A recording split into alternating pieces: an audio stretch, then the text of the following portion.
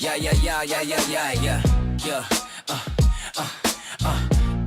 Shaking, but keep pointing out all the lies. Putting the scripture right in your eyes. The Bible guy. He reads Hebrew and Greek and shows you that your book's not unique.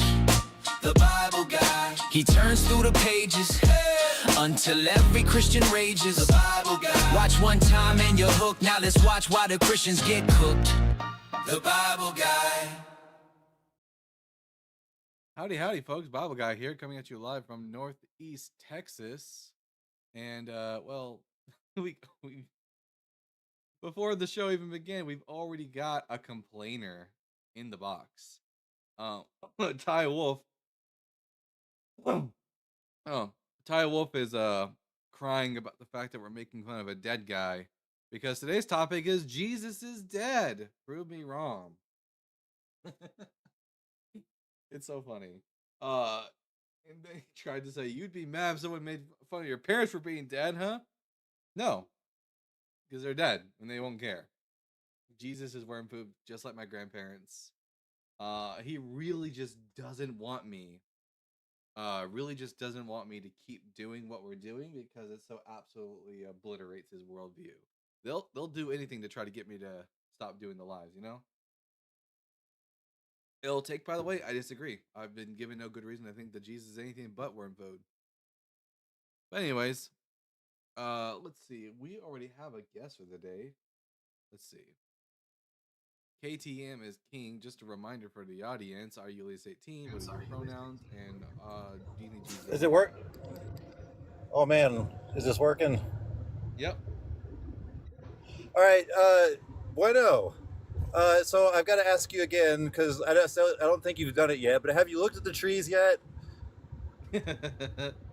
I looked at the trees earlier today, and they basically screamed that Jesus is dead.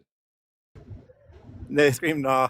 Hey, so in all seriousness, so I was listening to a Calvinist yesterday, and then I've got a question to ask you on that note because Calvinists are fun.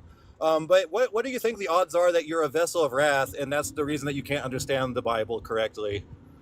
Right? Like literally, like if God, oh yes, sorry guys, my mic is too, I forgot to turn my mic up. Yeah, if it turns out that God has all the some of the omni properties, because the God of Calvinism isn't omnibenevolent.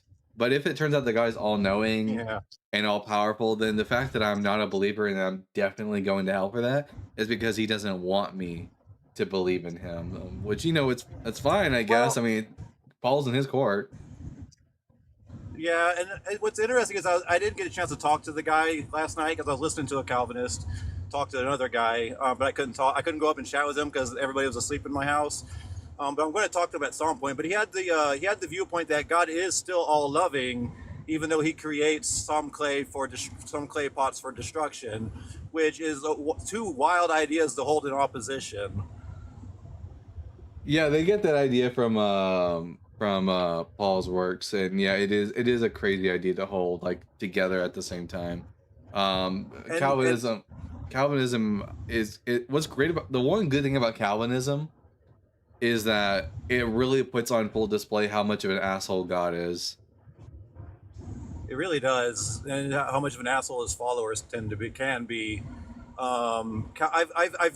The guy that I was talking to last night seemed pretty chill. Like he seemed like a reasonable human being.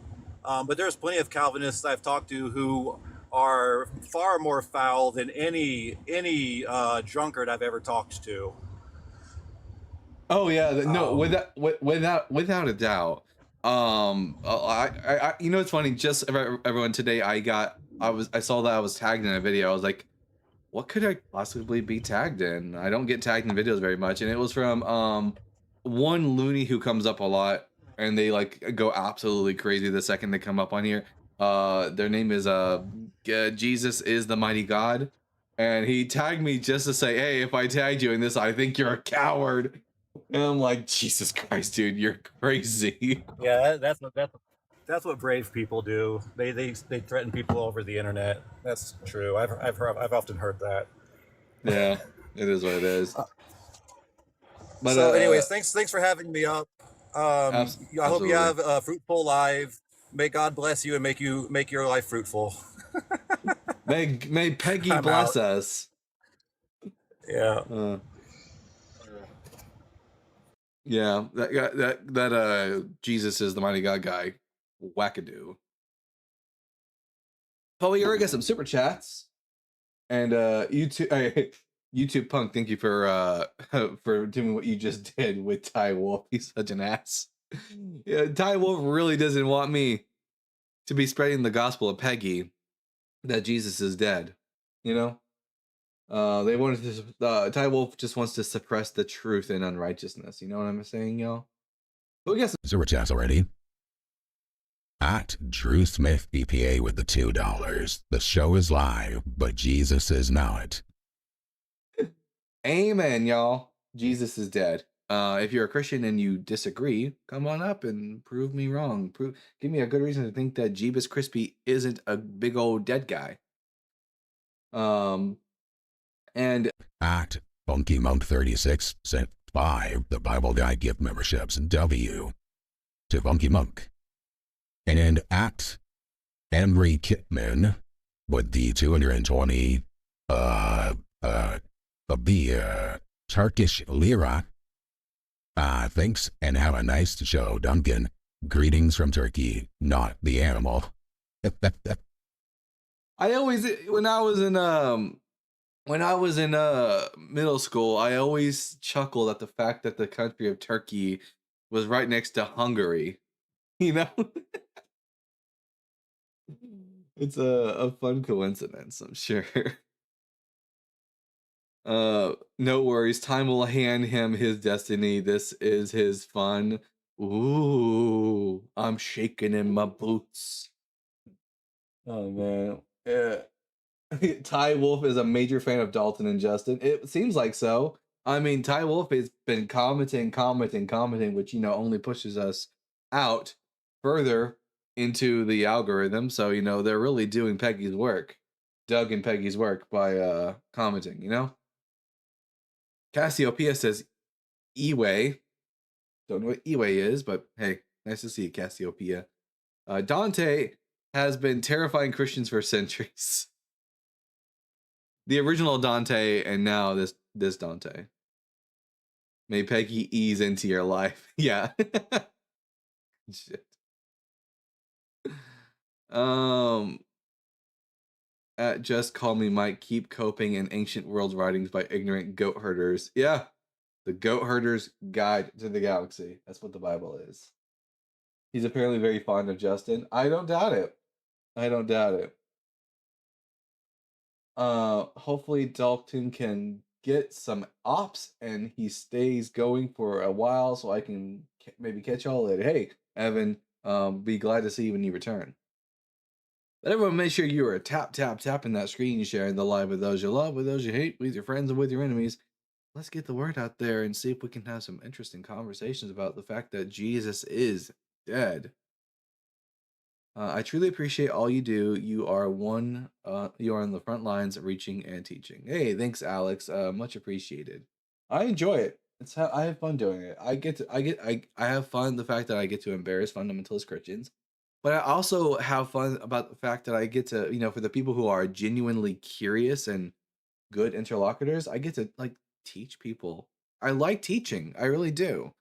Some people, you know, make teaching very difficult though. You know what I'm saying? Jason Wright says Jesus is dead in the physical sense, but very much alive spiritually. No, he's not. There is no such thing as spiritually. You'd have to give me a good reason to think that there's such a thing as spiritually alive, whatever that means. How does one have a spiritual metabolism? You know what I'm saying? How much does a spirit weigh? May Peggy fulfill you. May Peggy fulfill you and fill you full. You know what I'm saying? Yeah. And apparently fond of John. He's just seems like Ty Wolf just likes all the atheist creators. You know what I'm saying? Don't have to prove you wrong. The Holy Spirit is coming to you. He's coming to me. Oh no, it's all over my face. Nah, I don't think so. I've committed the blasphemy of the Holy Spirit, so I'm kind of precluded. Spiritually just means imaginary. Yeah. about the same as a saltine cracker? Jesus is the same as a saltine cracker? At the Bible guy, God said, be fruitful, then Adam and Eve ate fruit. Sounds like a setup. Hey! That's good. That's good. That's so good. I like that. I'm gonna keep that. I'm gonna remember that one. Christians confused. Christianity ended in 70 AD. I mean, it didn't. Christianity is still around today. But Christianity is still around today, but they are confused. Yes. Someone said, I am Jesus. No, you're not. Jesus is dead. Oh, the weight of the spirit is the same as a saltine. Oh, are you talking about like that one like experiment? Oh, can you rate personally Francesca Stavrakopoulos' work on the original view of Yahweh 1 through 10? Oh, it's a 10. 100% it's a 10. Yeah, Francesca Stavrakopoulos' book God and Anatomy is a 10 out of 10, and it's accurate. Like, while modern day Christians believe that Yahweh is incorporeal, having no body, no form, the ancient Israelites didn't think that. They thought God had a body. What evidence do you need? What evidence do you got? Oh, okay. So still Venom. Okay, I see what you're saying. But I thought you were referring to the fact that back in the day there was an experiment that some people did to try to weigh the soul. It was a bunk experiment, but Justin Persons 8. I'm going to ask you 3 preliminary questions, and then we can get to the conversation. Question number 1: are you at least 18 years old? Yeah, I'm 42. Okay. Question number 2: what pronouns do you go by? What was your question again? I'm sorry. What pronouns do you go by? We don't do that anymore. You just used it, but you just did it. You said we. My pronouns are 9/11 and a Apache attack helicopter. Those aren't pronouns. Those are Yeah, one's they an are. event, one's an event, Those and are one's my a noun. pronouns. Those aren't pronouns. Those are my pronouns, brother. Yeah, All they right. are. Well, listen. You can either give me your pronouns, or I'll just. Okay, what's your next question? What's your next Nope. question? Nope. And Jesus isn't dead, by the way. Yep. Let's just nope. go ahead and nope. jump nope. into that. Nope. It's What a are your public forum, pronouns? sir. What are your Public pronouns? forum. What are My your pronouns are Donald Trump Here. and The crash ketchup. out. The immediate crash out is crazy. So here's the rules of my life, Justin. You or I drop you, and we just I don't need you here. Those are the rules. You pick. Do you want to give me your pronouns, or do you want to keep acting like a little conservative bitch baby? Which one is it? Oh, well, you muted me. So your pronouns are rhinestone cowboy. Why are you wearing a cowboy hat? You look fun. I'm from Texas, you dumbass. The immediate crash out from these conservative idiots is crazy. Oh my god. Atheist cowboy hat and mystery cult. What are your thoughts on Bofa? You mean Bofa D's nuts? Sir Game a lot, by the way. It's good to see you. Man, these people are so funny. They can't handle simple questions about pronouns. It's crazy. Even though if God is able to give me his pronouns, God says I am he. Surely the Christians don't think they're better than God, do they? Texas sorting hat, talking puff. Oh, that was one way to make your side look terrible. Exactly. Listen, Christians, every time y'all come up here and start crying and whining about pronouns, you make your side look really bad. Hopefully the next guest I can answer questions like an adult. Okay, we got here JFS. I'm going to ask you 3 preliminary questions, and then we can get to the conversation. Question number 1, are you at least 18? No. You can kick me if you want, but yeah, it's fine right. if not. No fetuses. Jesus is you. No, he's not. Jesus is a dead Middle Eastern guy from 2,000 years ago. He knew physical form was temporary and showed you the eternal template. Nobody dies. Wow, that's a bunch of New Age spiritualism bullshit.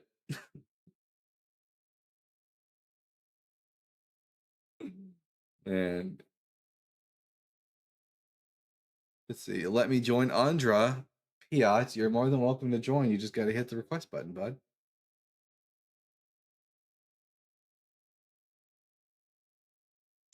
Let's see. The Texas Sorting Hat Dallas. When the Texas Sorting Hat was put on my head, it said atheist. It's all known Jesus died, so what evidence do you need? What evidence do you got? Simply being offended and laughing isn't an argument. Discuss your idea. Right, Christians? Come on and discuss your ideas. Well, we have a super chat. Christians, y'all can just like be cowards and stay in the comment section. But either way, listen, the atheists are sending me money to talk shit about Jesus. You can either come up and I'm going to talk shit about Jesus either way. Either come up and defend Jesus, or we'll just keep talking shit about him. You know? Speaking of which, let's see. We got here At mediocre bots. Love the name. With the $20.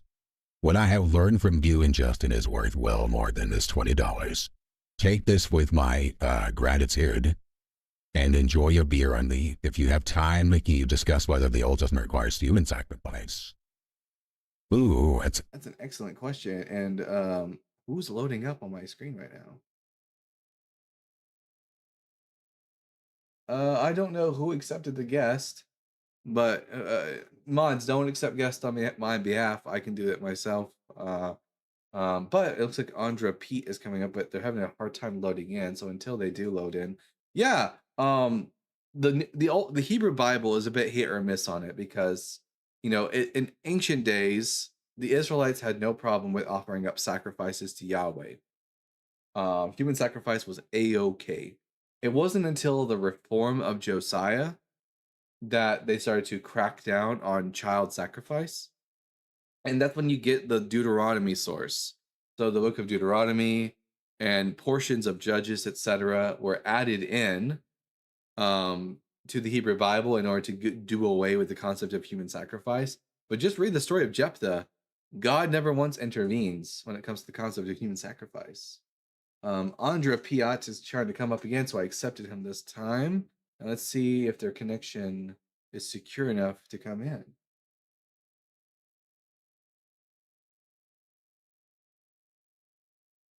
Let's see. Having a hard time loading in. Andra, it looks like your internet might not be up to snuff, bud. Daniel predicted Alex the Great. Thoughts? I mean, the book of Daniel does give accurate predictions of Alexander the Great. The problem is they're not really predictions. Because the book of Daniel was actually written in the 2nd century BCE after Alexander the Great already conquered the known world. This is the book of Daniel is what's known as a prophecy ex eventu. Can you hear me, my friend? Oh, there you go. You loaded in. Andra, I'm going to ask you 3 preliminary questions, and then we can get to the conversation. So, question number 1, are you at least 18 years old? Yes, sir. Question number 2, what pronouns do you go by? A man of God. None of those words you gave me were pronouns. So what pronouns do you go by?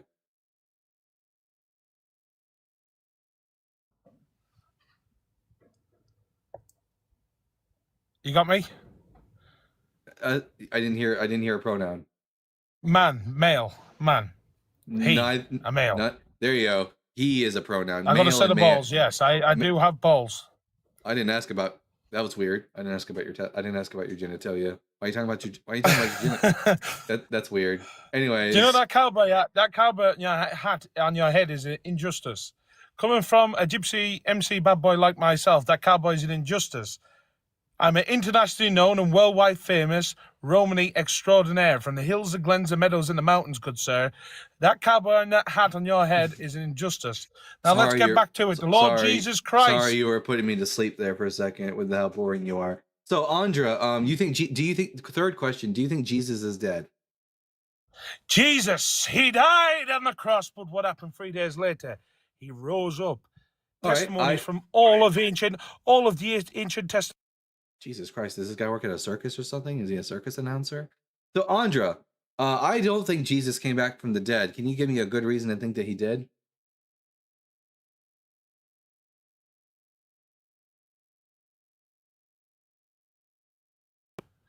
Do you believe in the United States as a government force if their records would be true in the future? So the Romans was the United States of the ancient world. Wow, when you ask me a question, that's the part where I answer. Do I think the government, Okay, the United sir. States, do I think the United States of America is a government that what?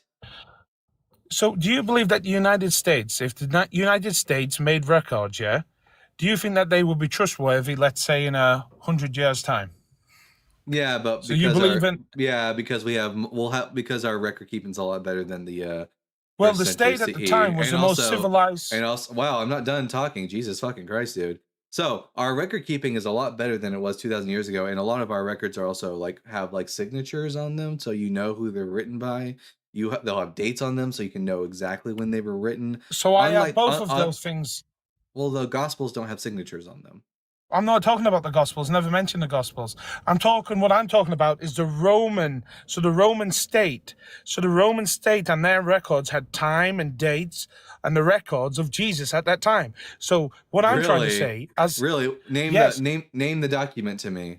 What document talks about Jesus from the Romans? There was the documents of Pius, what was his? Pius Constantius. There's records from him. This was at the 10 BC. Here, so just put in Roman records of Jesus. Just put that in. What, dude? Chill the fuck out. Just put in. Yeah, I'm just gonna mute you if you can't chill out. 10 BC is before Jesus is even born. So you're making the claim that there are Roman records about Jesus before Jesus was born? Is that really what we're gonna be saying? So your point, what you just made there, was so idiotic. I just need to come in. I said 10 years after Jesus, and I'm sorry that I made a small mistake instead of BC or AC. So the minuscule facts are not important. The main facts is if you go into the Roman records, you can see that he's mentioned Jesus.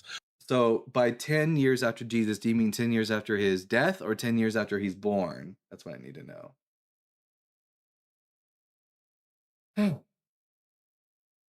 These people are so hard to have a conversation with.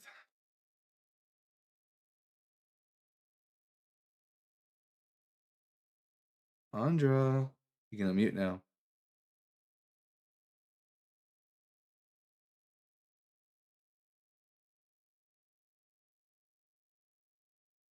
Andra. Yes, you can unmute yourself, Andra. There's a little microphone button at the bottom.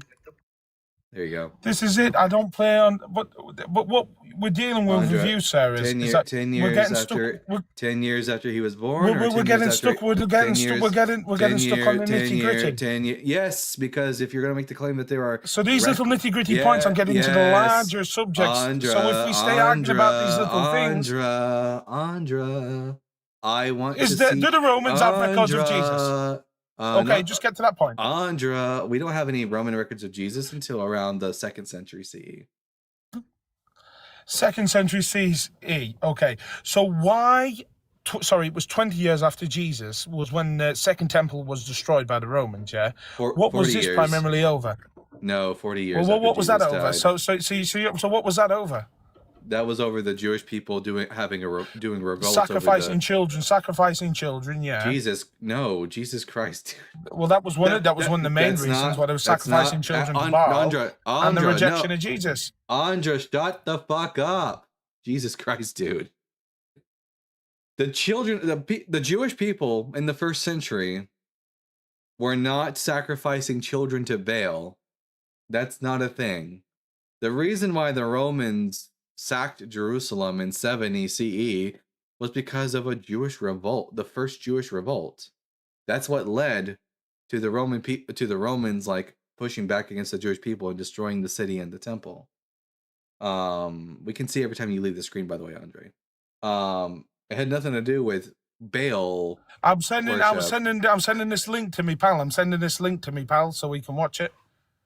Yeah, please do so. That's why I'm going off the screen. So what 1st century Roman records do we have of Jesus of Nazareth? Why don't you just go on Google, pal? Type it in. Say, I'm not doing it. Because I can't have a debate with someone. You can't have a debate at all, it would seem. So I'm not going to do your homework for you, Andra. You have to give me the data, and then we can evaluate the data. I'm not going to go do your homework for you. Give me the name of a Roman source from the 1st century CE that testifies to the existence of Jesus of Nazareth. The closest you're going to get is a Pharisee by the name of Josephus Flavius, Flavius Josephus. And Flavius Josephus only says that Jesus was crucified, maybe, that Jesus was crucified under Pontius Pilate, and that there were still followers of his to this day, and that's it. Nothing about a resurrection. And the reason why the Romans moved in is because when the Jews did the revolt, is that there was crucifix in every goyim or every non-Jew from the lampposts doing widespread child sacrifice. They said that the blood was flowing down from the temple. Jesus fucking Christ! Evidence, Andra. I need a citation. First, primary Citation. source citation. I can go plenty of citations. Got that historical then give it sources. To me. You're just a yapper. There's plenty of historical sources. God damn, this guy's a yapper. Andra, if there's plenty of historical sources, give us one. My guy, please. My guy, please. It's just my guy. Just my guy, please. This is. You're so sorry. You're so sorry. Jesus Christ, you're like a wet nappy, my lad. You're like a wet nappy, please pick your balls up, my lad. Pick your balls up, my lad. Oh my God, please. Oh my God, take a Stadia, kids. Yeah, this guy's a bit unhinged. He does not answer his interlocutor. Fucking Jesus Christ. They are not sending their best today. God damn. All right, hopefully the next guest can act like a fucking adult. All right, Julius Coolius. I'm going to ask you 3 preliminary questions and then we can get into the conversation. Question number 1, Sure. Are you at least 18 years old? Yes, sir. Question number 2, what pronouns do you go by? I'm a man, he, him. There you go. And then question number 3, is Jesus dead? No, he's not. All right, I'm Dalton the Bible guy. I think Jesus is dead. Julius, give me a good reason to think otherwise. Well, I can't prove to you that he's not, but what prompted me to come up here is your claim. You're claiming that Jesus is dead. Do you have empirical evidence of that? Yeah, human bodies, when they die, they generally stay dead. We have no evidence of them coming back from the dead. So the default position is that when a person dies, they stay dead. I would need a really good reason to think otherwise. If there's no body, there's no skeleton, there's nothing. Really? Wouldn't logic point to the fact that maybe he is alive? No, the logic would prove to the point that we don't know where the body is. Like, where's the body of Alexander the Great? I don't know. Is he alive?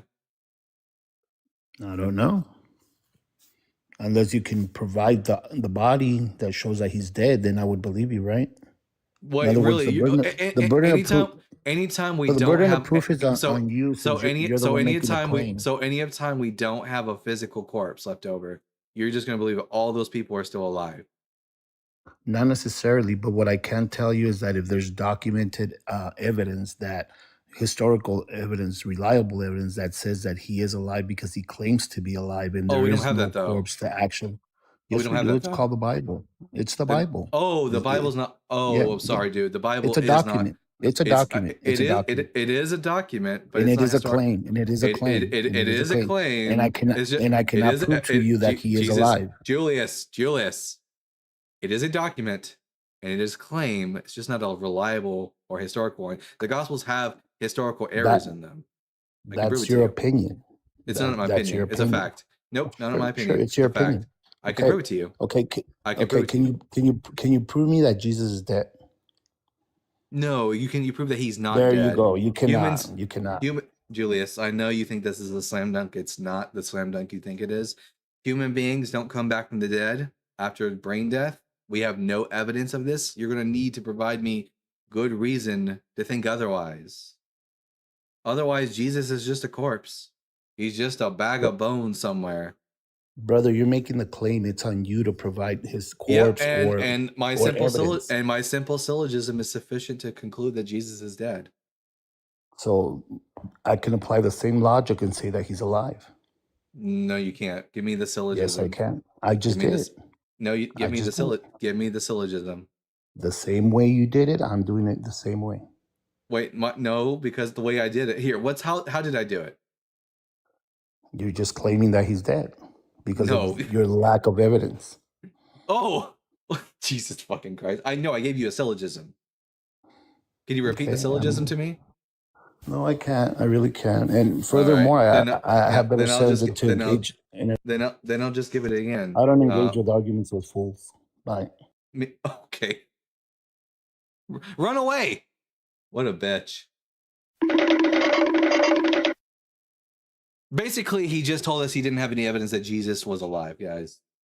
It's not my job to prove that Jesus is still dead.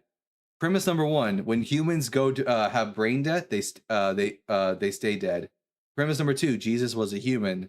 Conclusion: Jesus had brain death and therefore he's still dead. You need to give me a good reason to think otherwise. If all you've got is you can't prove he's not dead, you can't prove Alexander the Great's not dead. Then by his reasoning, we should think that Apollonius of Tyana is still alive. We should think Alexander the Great is still alive. We should think Jimmy Hoffa is still alive. If you can't find someone's body, apparently that's sufficient to think that they're still alive. So I guess everyone, we should start believing that Apollonius of Tyana really did resurrect from the dead. Can't find the body. Brutta, you're more than welcome to send a guest request. I would love to have at least one good interlocutor today. Hopefully you can be that person. But the spamming is led me think probably not. Apollonius, that was a blast from the past. Let's see. Jesus gave the book of Revelation to John and John wrote it. No, the author of the gospel, the author of the book of Revelation, either was having an episode or he just made it up. Okay, Brutta, I'm going to ask you 3 preliminary questions and then we can get to the conversation at hand. Question number 1. The goddamn years in the goddamn Navy. Are you at least 18 years old? Goddamn Texas.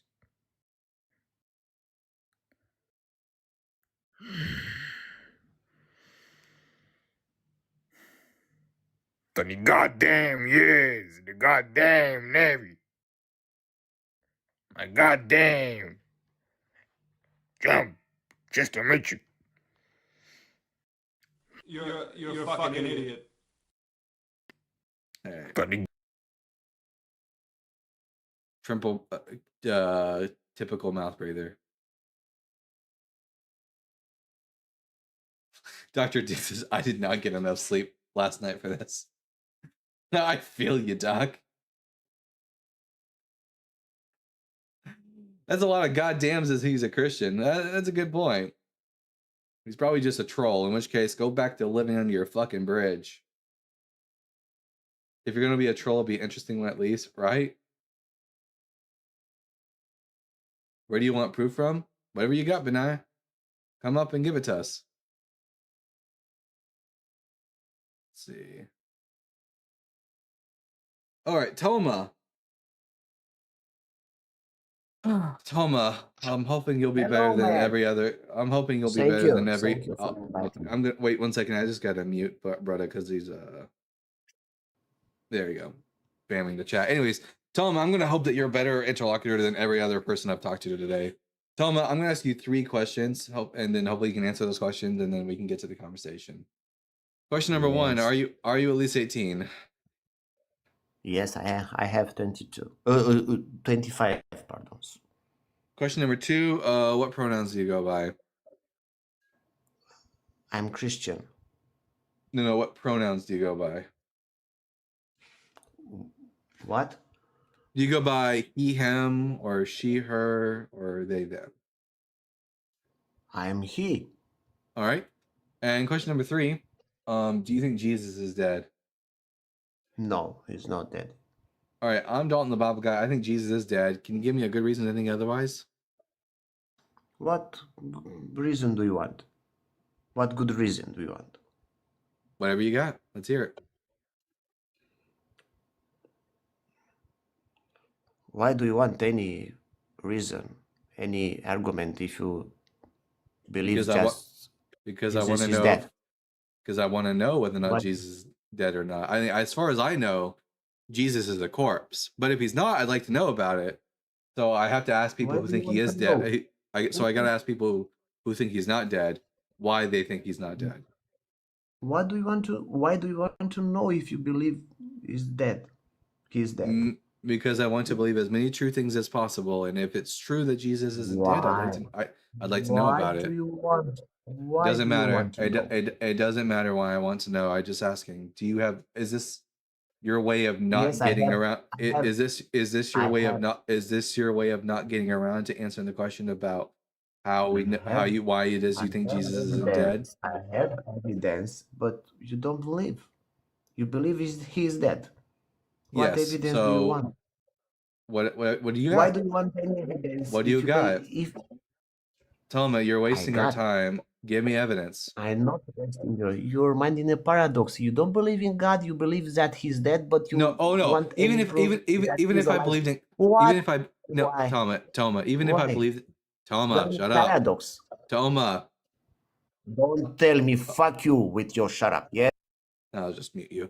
So even if I believed in God, I still would think that Jesus is Don't dead. Can you give me a good reason to think he's not dead? Can you not fucking crash out like every your fucking Christian I mind talk is to? fuck yourself. This is a Christian, guys. This is a Christian. Do you think that was very Christian of you? Yes, I'm Christian and fuck yourself. I'm very Christian and fuck yourself. Hey guys, Yes? you remember that? You remember that one Okay. time? You Yeah. remember that one time when Jesus said in the Gospels, "If someone slaps you on the right cheek, say to them, fuck you," or is that just in You're a Toma's liar. Bible? You're a liar, man. You're a liar. Toma, you're an idiot. You're an idiot. You are a liar. You are an idiot. Okay. I'm Christian and fuck yourself. I'm Christian and go fuck yourself. Toma. Little does Toma know that I do fuck myself most nights, and it's quite pleasurable. Sadly, no one's fucking Toma, and Toma's never let a woman finish a day in his life. Can I get one Christian who isn't batshit crazy? Just one. Come on. Is that too much to ask for? Is that too much to ask for? Jesus Christ. Just crash out after crash out after crash out with these people. Let's see. Today's the 10th, 26th. Sailor Moon says you're lost. You also it's your YOU apostrophe RE, not you're lost, as if I own something called Lost. Anyways. All right. Hopefully the next guest will be a fucking grown up and not a lunatic. All right, Disciple Ray. I'm gonna ask you 3 questions, and hopefully you can be a regular human being. Question number 1: are you at least 18 years old? Yep. Question number 2: what pronouns do you go by? He, him. Question number 3: is Jesus dead? Is Jesus dead? No. All right. I'm Dalton the Bible guy. I think Jesus is dead. Can you give me a good reason to think otherwise? I think if you think he's dead, you're gonna have to provide the body. Can you provide me the body of Apollonius of Tyana? I mean, I'm not an archaeologist, but I mean, we can also prove. But what I'm saying is, if you think he's dead, that means you have proof that he's dead. Well, he's a You human have being. proof or evidence. I'm sorry, evidence. You have evidence that he's dead. When humans die, they tend to stay dead, and I've been given no good reason to think otherwise. But if you think that if we don't have a body, that this somehow proves a resurrection, then we have stories of a historical person named Apollonius of Tyana who resurrected from the dead. Where's his body? No, I'm asking you where his marker is, where his grave is, where his tomb is, because this man Where's the tomb of we Alexander know the Great? is a no. Hold on, brother. So you're saying that Jesus is dead. I'm saying proof that he has a body, or prove that there is a body in a tomb, because we know somebody who is extremely historical, has this historical literature throughout cultures, continents, and languages, would have his tomb preserved. What makes you think that? Where is it? You can't even point to. You can't Why? even point me. Where? Yeah, you can't even point me to a tomb that belongs to Jesus. How do you even know he was buried in a tomb? I'm asking you a question. Like, right? Do you agree that he was a significant historical figure? We don't even know that Jesus was buried in a tomb. As far as I'm concerned, Jesus, like, okay, regardless. We know that he would have at least a memorial, right? Right. We don't know that. As far as, I mean, most crucifixion victims were just thrown into a mass grave. If we, we wouldn't. It's been 2,000 years. We wouldn't have a body. We would have bones, at best. Right. Exactly. Obviously. Which would be. But what I'm saying is, which would be indistinguishable from other bones in a mass grave. You're basically creating an unfalsifiable.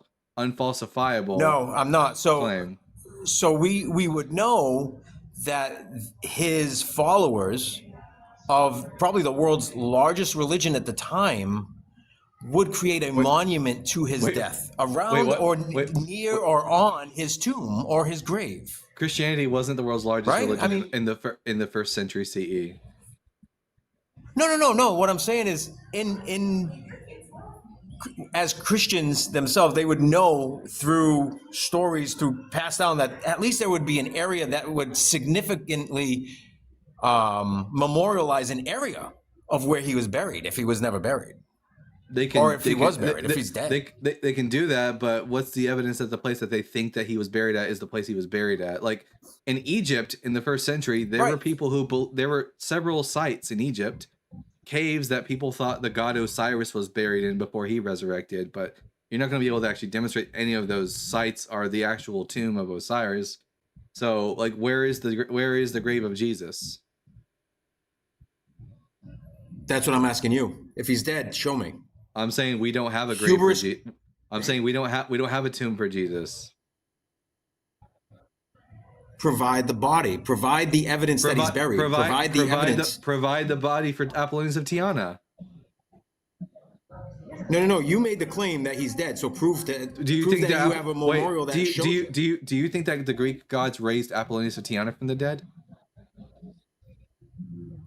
No, but you made a claim that Jesus Christ, a significant historical figure. Well, Ray, you think that Apollonius of Tyana didn't resurrect from the dead? Provide me the body. We're not actually providing proof for that. You made a claim. You are the one who has to provide this proof. Yeah, Jesus died. Humans that die stay dead unless you have good reason for me to think otherwise. Yep. Therefore, Jesus is still dead. Can you provide me any good reason to think otherwise?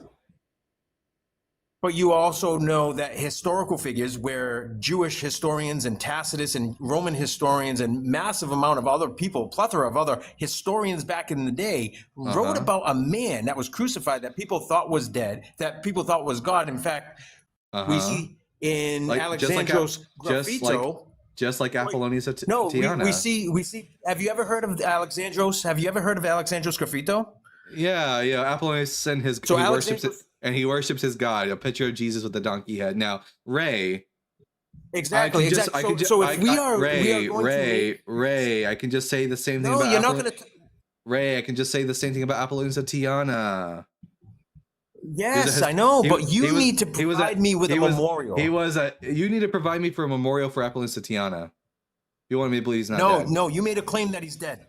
You also made the claim that he's dead. You also said that Apollonius of Tyana was dead. You have a hard time speaking? Ray, you also said Apollonius of Tyana was dead. Provide me the body. He is a historical figure. Yes, Apollonius. And you can't even provide me with the like Jesus. Oh, because guess what? You can't provide. You're having a hard time with this. I know. I got you in a pigeonhole. You don't have me in a pigeonhole. Right? Oh, he ran away. He ran away. Ray, you can't even point me to you can't even prove that Jesus was buried in a grave in a tomb. This is the closest they can get, by the way, guys. This is the closest they can get to proving that Jesus isn't dead. And the evidence that they provide that Jesus isn't dead also works for other resurrection claimants. That's the problem. And that's exactly what he did not want to address. The fact that all of his evidence for the resurrection of Jesus also works for Apollonius of Tyana. Apollonius of Tyana was a historical person who died, and followers said that he resurrected from the dead. Can you show me the body of Apollonius? You can't. Is he therefore alive? No, because that's not how that fucking works. Dead people stay dead. We would need to see evidence to suggest otherwise. Yeah, but for Jesus, there are 4 empty tombs, maybe 5. Yeah, like there's a bunch of sites. It's like Osiris. There are tons of sites that they claim are the tombs of Jesus, but they can't demonstrate that any of them actually belong to Jesus. This is incredible. This topic right here is the one that Christians struggle with the most, which is crazy considering the fact that it is the most fundamental to their faith. It's the number one topic that they cannot provide any evidence for. So all they can do is say, well, where's the body? Which, by the way, like I already said to the last guest, it's been 2,000 years. We wouldn't have a body for Jesus of Nazareth. However, I will say this, and I'm just putting this out there. I don't use this in debates. I could, though, if I wanted to. We do have a tomb in Jerusalem called the Talpiot tomb. And inside that tomb, you're struggling, not even close, bud. And in that tomb, we had an ossuary. And on that ossuary that had bones inside of it, it said Jesus, son of Joseph. That might be the body of Jesus. No, Jesus is not alive, Chris Need. All of you Christians are struggling to provide me any evidence that Jesus isn't dead. There's only dogma, very little data. Yep. Yeah. Chris, you're more than welcome to request up. Just know I'm going to hold you to the same standard that I'm holding everyone else to. You'll have to answer the 3 preliminary questions, and you are going to have to provide positive evidence that Jesus isn't dead. The default position, which I hold to, is that dead people stay dead, and you will need to provide me some positive evidence that Jesus isn't dead, if you want me to believe. That's how this works. All right, we got another super chat here. At Bitcoin to the $6.16 Hail Nero.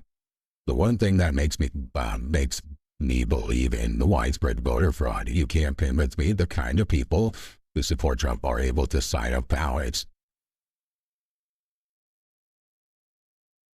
That's true. They can't sign a ballot. Oh my god. All right. So now that Ray has run away like the coward with his tail between his legs, are there any Christians out there who would like to come up and provide some positive evidence that Jesus is alive?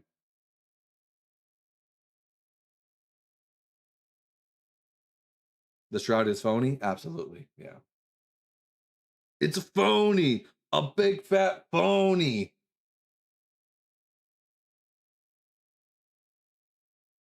I have a verse? Wow. Cool. Now what? I'm going to end up asking you why I should believe the verse.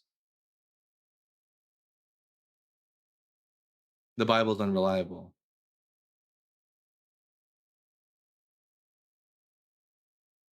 Why is it 2 people and not a request like others? I don't know. Hit the request button, bud. Where did you get that epic hat? Gas station.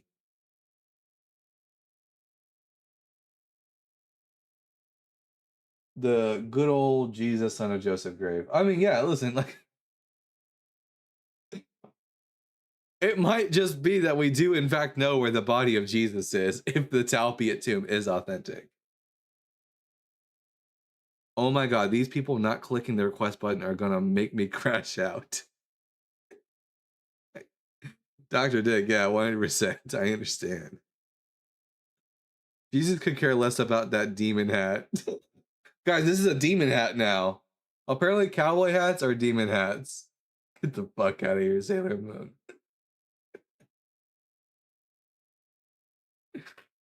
Oh my god. I only mute people if they're just being obnoxious and over talking, God. Alright. I've had conversations with people where I never once had to mute them.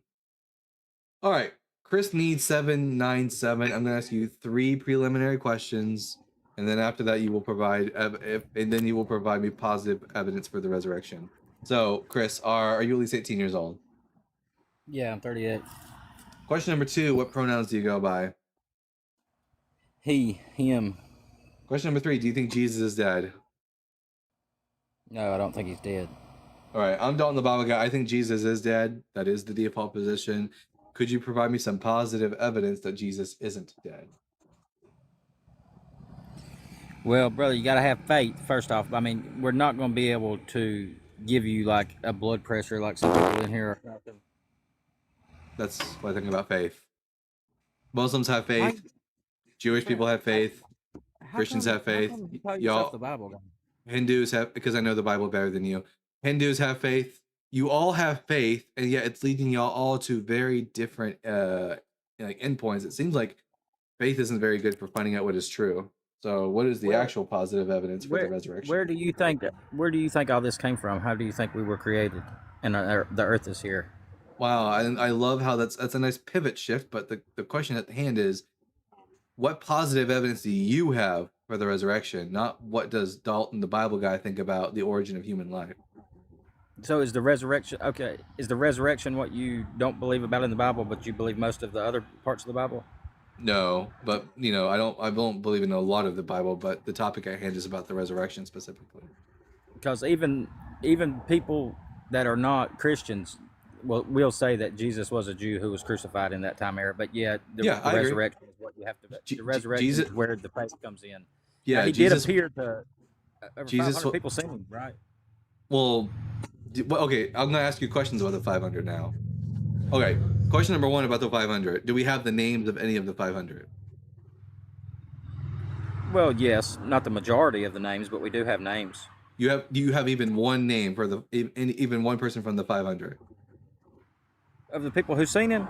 Of course. Name them. The book of Acts. Well, all 12 disciples seen him. What makes you think that the disciples were part of the 500?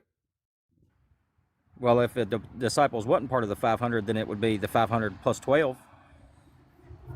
So name one of the 500? How do we know? How do you know, first and foremost, that the name of one of the 500 and that they were part of the 500? Well, okay, just dismiss the 500. I'll just try to. I mean, the 12 disciples met it with him in the upper room. Thomas felt his hands. Oh, no, they didn't. The Gospel of John is a fabrication. We don't trust the Gospels. We have good reason to think that the Gospels are. Well, I don't. Would you like to hear why I don't trust the Gospels? Yeah, I mean, you can tell me, but the like gospel. say, I mean, even especially the gospel. Even atheists will say the Gospels are real. Especially the Gospel of John is really untrustworthy. Like the author of the Gospel of John is more than willing to make up things about Jesus in order to make a point. For example, according to the Synoptic Gospels, Matthew, Mark, and Luke, when was Jesus crucified? Are you asking for a day of the week or a year or what? A day on the Jewish calendar. It does tell you. I believe that he was probably crucified on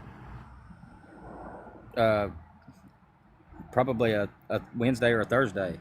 No, not like Monday, Tuesday, Wednesday. I mean like today's today's day is March the 10th.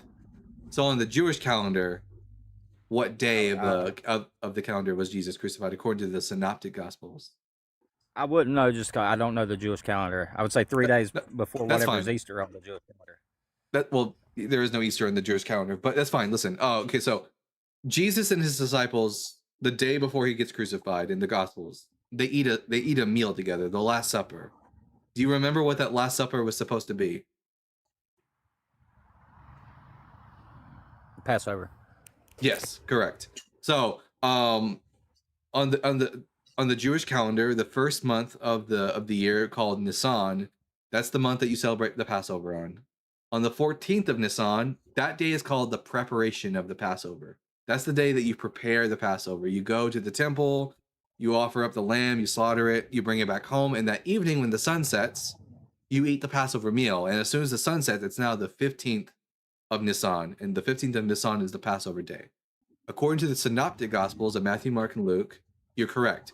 Jesus is crucified on the Passover day. And according to the Gospel of Mark, he's specifically crucified at 9 in the morning.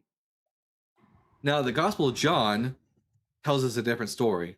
It tells us that according to John chapter 19, verse 14, Jesus was at trial before Pontius Pilate the day before, on the preparation day of the Passover at noon. He's at trial, and then he's crucified in the afternoon. Do you know why the author of John has a different time and day? I don't know why. Do you? Yes, and it's for the reason I gave you earlier. Remember what happens on the preparation day of the Passover? It's and in the afternoon, you go to the temple and you kill the lamb for the meal. The author of John has a theological point that he's trying to make. He thinks that Jesus is the Lamb of God who takes away the sins of the world. So he changes the day and time of Jesus' crucifixion to correlate with the sacrifice of the lambs in the temple. But it shows us something, that he's willing to change facts about Jesus' life in order to make a point. So that means I cannot trust all these stories about Thomas touching the wounds of Jesus, because that might just be the author of John changing facts about Jesus' life in order to make a point. It's unreliable. Well, if 25 people see a car accident in downtown New York and you go interview those 25 people, they're all going to say something a little bit different. One say it was a dark red car, one might say it was burgundy. But nonetheless, those are still, even though they don't add up exactly equal, that still means that Jesus was tried and crucified. Yeah, we agree that Jesus was a real person who was tried and crucified. That's not really up for debate right now on this channel. But whether or not he appeared to people, that he resurrected. Yeah, because we don't have, first and foremost, we don't have any eyewitness testimonies to the resurrection of Jesus. Not a one, because the Gospels aren't eyewitness testimonies. And secondly, we have as many eyewitness testimonies. Our oldest witness to the resurrection is Paul's work. In 1 Corinthians 15, he just says that Jesus appeared to people, but he doesn't say in what manner. Like, we don't know that it's Jesus in a room with 12 people and they're all seeing the same exact physical thing, or it's 12 people sitting in a room praying and chanting and doing all kinds of religious rituals, and them having just the feeling that Jesus is in the room with them, because that's also allowed by the text. Man, I forget who it was I read this from or watched it from or what, but we have more eyewitnesses and more stuff written down about Jesus and after his resurrection than we do about notable historical figures like Alexander the Great. Incorrect. We don't have even one. We don't even have one eyewitness testimony. We don't have any. The Bible is the greatest selling book of all time. It's number one selling book. The Bible doesn't contain any eyewitness type reports of Jesus' resurrection. Have you read the book of Acts? The book of who it talks wrote about it? Him ascending in. Who wrote it? Brother, what you're doing is you're just trying to take your personal opinions and say it's not real. It's not. No. This isn't my. By the way, this isn't my personal opinion. The consensus of biblical scholarship would tell you we don't know who wrote Matthew, Mark, Luke, John, or Acts. The majority of the Bible it can't be not. Proven. No, you just have to read it and make an educated assumption. Well, we don't do that in scholarship. We don't do that. We don't do that in scholarship. Acts, and that's Paul. No, we don't. Well, no, we don't know who wrote Acts. Paul wrote the Pauline epistles, and even then, out of the 13 Pauline epistles, Paul only wrote really 7 of them. The rest of them are forgeries. I think the vast majority of Bible scholars would agree that Paul wrote Acts. No, even Christians who are conservatives don't believe that. Christians who are who are conservatives think that Luke wrote Acts. Is that right? Well, I would be if that's the case, then I'm wrong on that. But I always thought that was Paul writing Acts. But we have no good reason to think that either Paul or Luke wrote Acts, especially Luke says he done. Luke. He even stated that he went and interviewed eyewitnesses. Luke was a physician. Two questions. One, where does the Gospel of Luke ever state that it's written by Luke? And two, where does he ever name or report any of the eyewitnesses besides just vaguely, I saw eyewitnesses? Well, I don't have a Bible right in front of me. I can't. I mean, I'll just help you out. That's an easy Google search, brother. Yeah. Well, yeah. The answer is not once in the entirety of the Gospel of Luke does it ever say that it was written by the physician Luke. And when the author does mention eyewitnesses, he doesn't name any of them. He just gives a vague statement that, I have gone about and looked to the eyewitnesses. But how did he corroborate any of the information? Do we know anything about the eyewitnesses? Do we even know that they're actually eyewitnesses and not just people claiming to be eyewitnesses? Come on. Well, man, you can do that with anything. You can read the newspaper and say that. No, the newspaper will tell you. No, the newspaper will actually tell you who each article was written by, unlike the Gospels, which were originally anonymous. What? Yeah, but you can sit there and question it. Did they really say this? Or you can independently verify. You can't do that with these stories in the Old Testament, and sorry, in the New Testament. And also, like I said, unlike these newspaper articles, we don't even know who wrote the Gospels.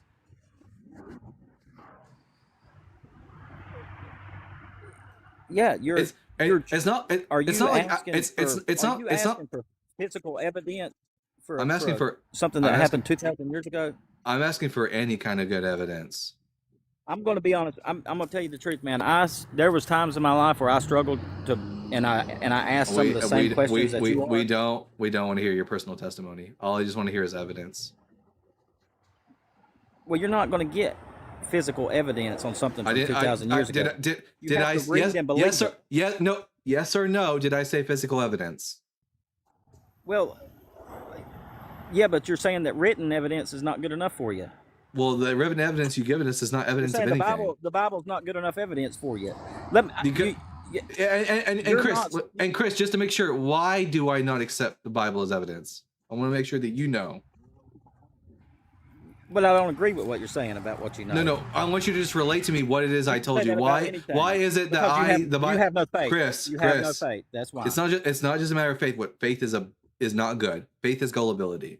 Muslims have faith and it leads them to Muhammad. You have faith and it leads you to Jesus. Only if one of you are true, and the other one is false. And if faith can get you to the truth and to a falsehood, then faith is no better than flipping a coin. Now, what is the reason why I don't trust the Gospels? Because you have no faith. That's not the reason. Were you just not listening to this last? You don't believe it. You read it, but you don't believe it. Why don't I believe it? Why don't I believe it? It's not because of faith. You misunderstand it. I don't misunderstand it. I don't think you've not once demonstrated in this entire conversation that I've misunderstood anything. Do you think you're more intelligent than God? Yes, because God doesn't exist. And also, actually I am more intelligent than God, because unlike God, I know that not all women bleed the first time they have sex, and for some reason, the God of the Bible doesn't know that. Like you and most of the people comment, man, y'all know in your heart that God is real. Actually, Chris, Chris, you know in your heart that God isn't real. You're just denying the truth and the righteousness. You're actually a secret atheist, Chris. You really just don't believe in God, but you're coping with the fact that God doesn't exist through faith. See, I can play that game too. Let's not pretend like each of us knows what's in the other person's head, because that only makes us look like assholes. I don't secretly believe in your God. I have zero reason to believe in your God. I'm not going to assume that you're actually secretly an atheist, and you're not going to assume, and he ran away. This is the number one topic that produces runners. He basically, as soon as he realized that, one, he doesn't have good evidence for the resurrection. Two, he doesn't even remember why I don't accept the Gospels. Then he had to, three, crash out and run. How embarrassing. All right, let's move on to the next guest.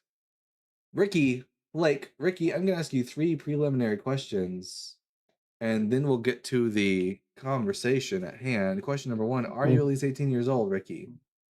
Yeah, way above that. Question number 25. 2, what pronouns do you go by? Just he. And then question number 3, do you think Jesus is dead? I just think it's hard to argue because of all the suppression that most of like religious entities or just groups like Egypt has a law you can't dig in a certain area. The suppression of the genealogy in 1947 about that Jesus blood and the cloak. So conspiracy theories. So conspiracy theories. Well, that guy was a person, and the blood did go missing. But the articles do get lost in translation. Okay, I'll be very frank with you, Ricky. We don't give a shit about conspiracy theories. So either you have evidence or you don't, and you're going to blame me on conspiracy theories. Okay, I'll get the name real quick. It's going to be Ron Wyatt.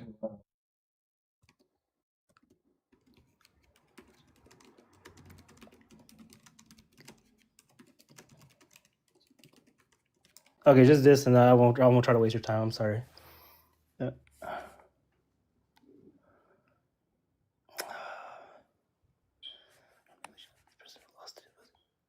James the Just. James the Just was a real person. That's the brother of Jesus. Oh, what about him? Bad. Okay, never mind.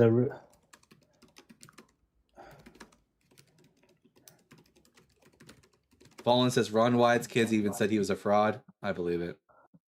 Okay, my bad. Flavius Josephus, first century historian. Flavius Josephus hardly says anything about Jesus. All he says is that Jesus existed, and he was crucified, and he had a brother named James, and that's it. Okay, my bad. The other one. Okay, my. Are you on ChatGPT right now? Something else. Grok? No. Are you using an AI LLM? It's a type, but it's different. It was lost in the laboratory of Chateau de Condé, where Johannes von Stablitz, an early 16th century scholar, interacted with the relic. The suppression of this event. Source. Okay, yes. Source. Alex Jones. Oh my god, I hope not. No, dude, I'll act in good faith. I'm not really trying to be rude or nothing to you. It was translated by H.S.J. Thackeray Loeb Classical Library from 1927. During the Jewish War. H. What? H. Space St. Space J. Space Thackeray. Thackeray, comma Loeb. Henry St. John Thackeray. Okay. And this person did what? What evidence does he provide that he has the actual blood of Jesus? He somehow provided it, and they said that it got lost in the laboratory. Okay. It impacted the genealogical accuracy. And how did he come to the conclusion that this was the blood of Jesus? You're right.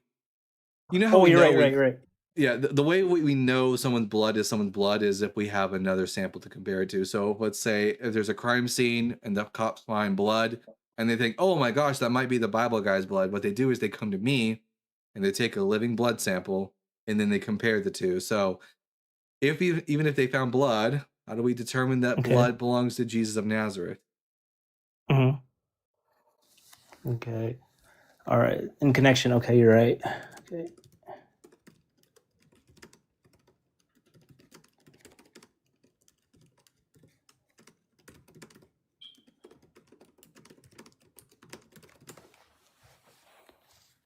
All right, it's coming. It's coming. My bad.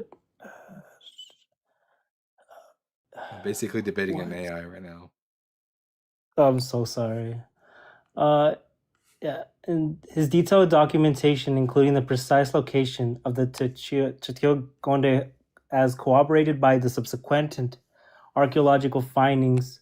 I can't really pronounce this one. Verbidungs Nazareth was identified as the crucial village where the relic changed hands, linking it to the larger historical context. What relic? Now we're talking about Yeah, a relic, and you'll have to demonstrate that the relic actually goes back to the historical Jesus and it has his blood on it. Exist.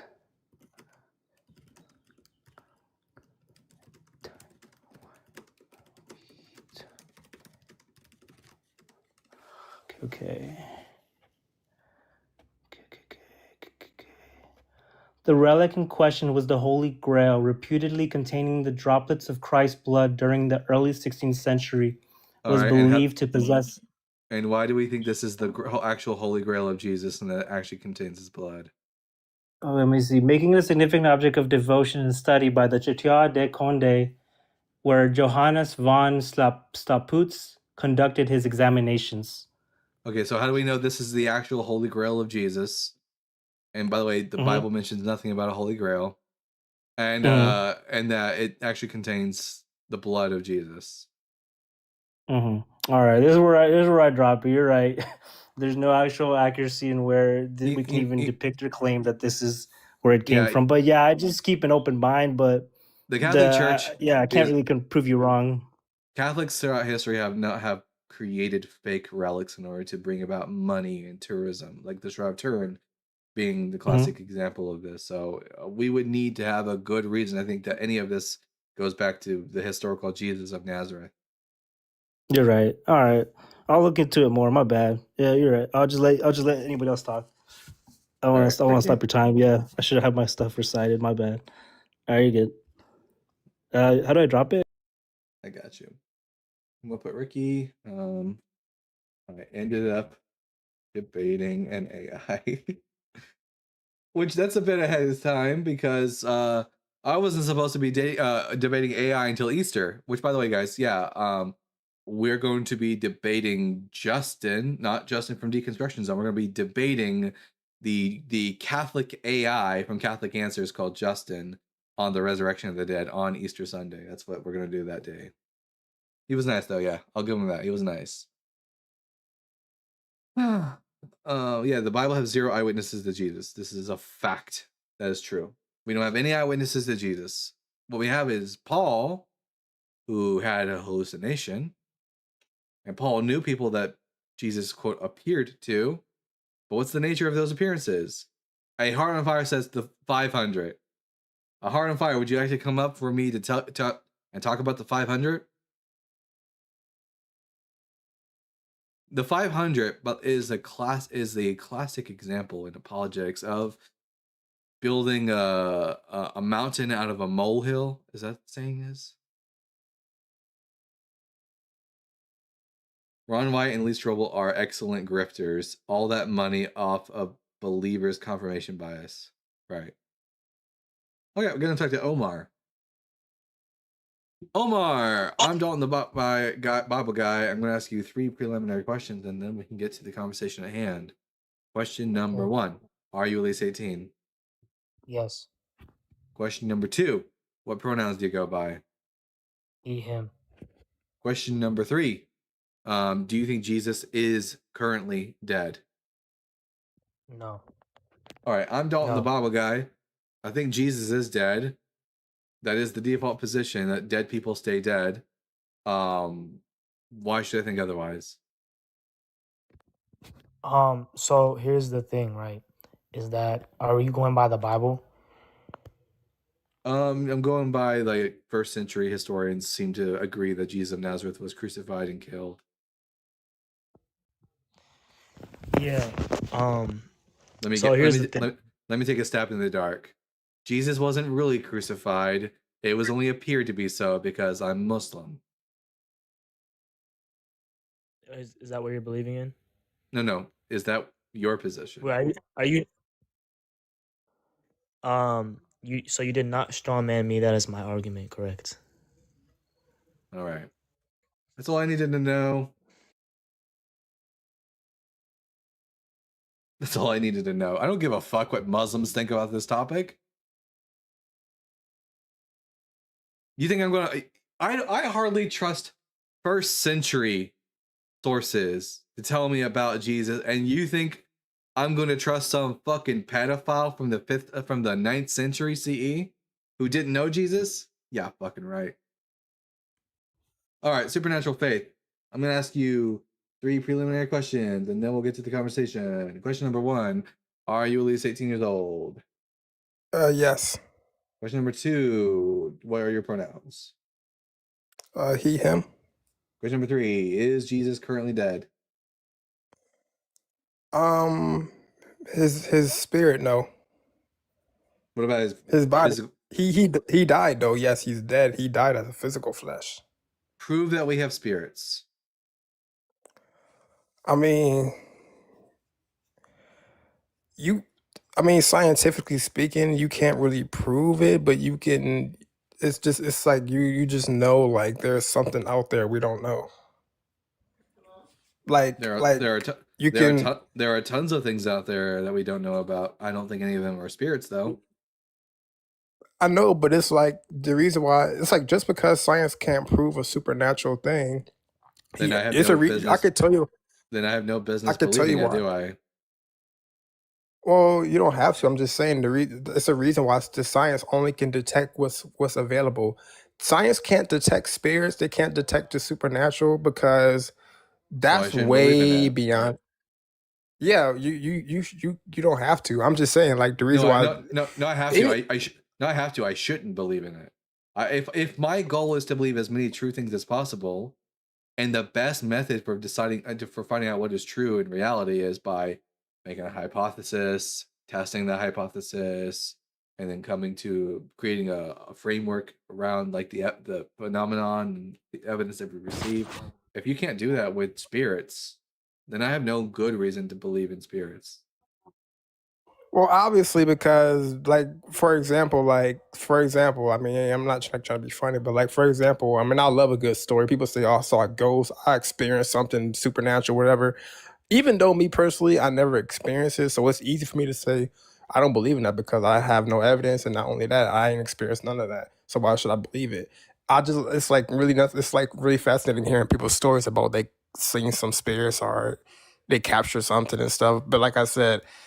It's fascinating to see how the human brain is able to interpret all kinds of sense data that it doesn't understand. But it has nothing to do with spirits being real. Yeah, I mean, I personally believe just because science can't detect something doesn't mean it can't be real. It's just not detectable. Yeah, but until you can demonstrate that the thing does exist, I have no good reason to believe. None of us, including you, are not justified in believing in it until it can be demonstrated. You're just being gullible. Okay. All right. So do you think it's possible you could be wrong about everything? Anything? Yeah. Oh yeah. Always possible. I would need to have good reason to think so. Could you be wrong about there's no God? Yeah. And I could be wrong about there is a God. Yep. I would just need evidence to suggest that there is a God, and that God is specifically Yahweh. Okay, but even if I believed in a God, I would still think Jesus is dead. So do you have so there's no evidence of God, right? None that I've been ever presented with, specifically for So Yahweh. How do you know? So there's evidence of Jesus, right? Yeah, he's just like there's evidence for Apollonius of Tyana. Jesus was just a Jewish guy who took a huge L from the Romans. I know, but sometimes it's kind of, even though I do believe he was a Jewish guy, a guy named Jesus was a Jewish guy, but sometimes it's like, I don't know. We don't even, it's like, it's hard because it's we don't even know. And to Fallen's point, and even then the evidence for Jesus' existence, not very good.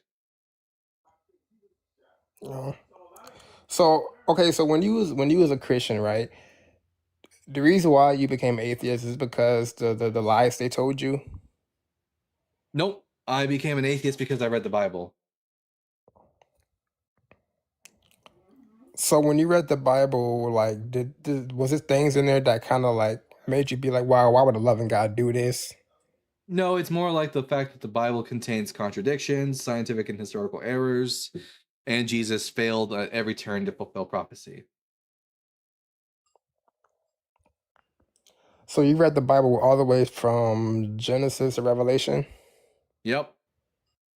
Which is why, by the way, the statement that Jesus is only alive spiritually, not physically, is actually wrong according to the Gospels.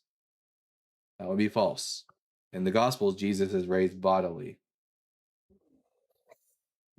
I mean, I understand. Like, I personally believe, like, okay, anybody can read the Bible, the whole Bible, and still, even the Christian can still read the Bible, like from Genesis to Revelation, and still don't understand it because the Bible, like, is not for everybody to understand. Oh, trust me, most of the Christians I talk to don't understand the Bible. I get it.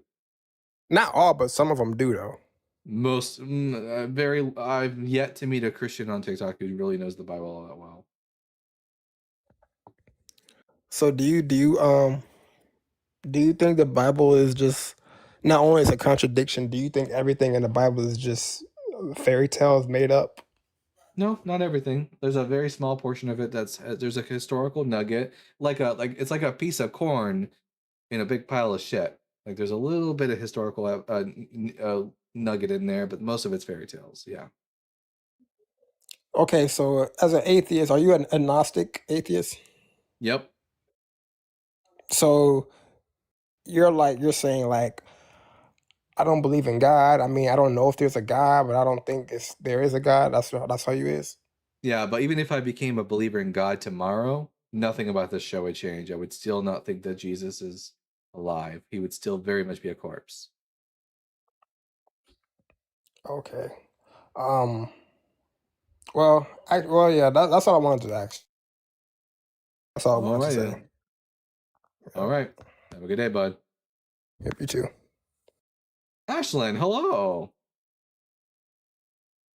Hi. He made the claim that spirits exist, and as you know, that means he had no good reason to think that Jesus was alive. Oh, they have a store that sells those. Spirits? Yeah, that's where I get my vodka from. All right, we got another guest here whose name is written in Arabic, so I can't read it, so I'll just have to ask him what to call them. First and foremost, guess what should we call you? Hello. Abdullah. Abdullah. Okay, Abdullah, I'm Dalton the Bible Guy. I'm going to ask you 3 preliminary questions, and then we'll get into the conversation. Question number 1, we can hear you breathing, Ashland. Question number 1, are you at least 18 years old? Yeah. Question number 2, No. what pronouns? Yeah, I'm older. Question number 2, what pronouns do you go by? How much what? Question number 2, what pronouns do you go by? He. Question number 3, do you think Jesus is dead currently? No. Bonus question number 4, do you think Jesus is not dead because a medieval pedophile in Arabia thought that he received a message from an angel? That's how you talk? Yeah. Okay, have a great day. Bye.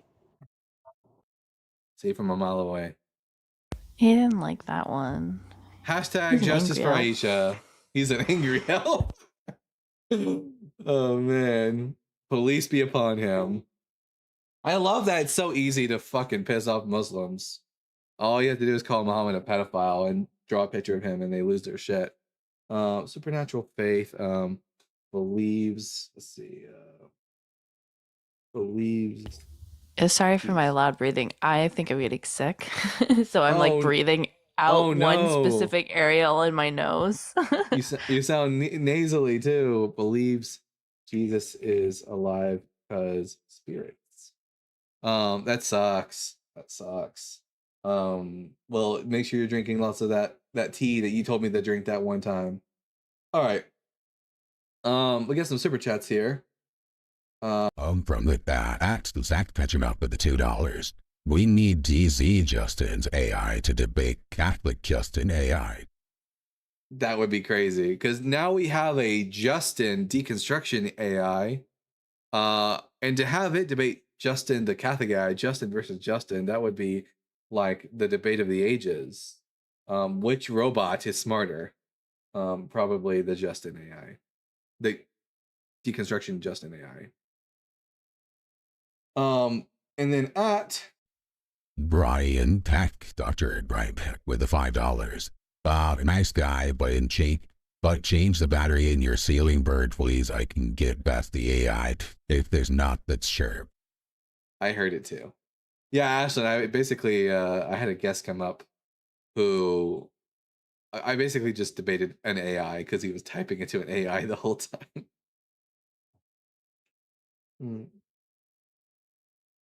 Again, and then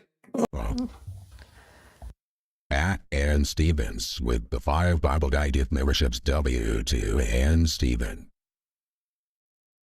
Now, Christians, come on up and come have a debate with me, the Bible Guy.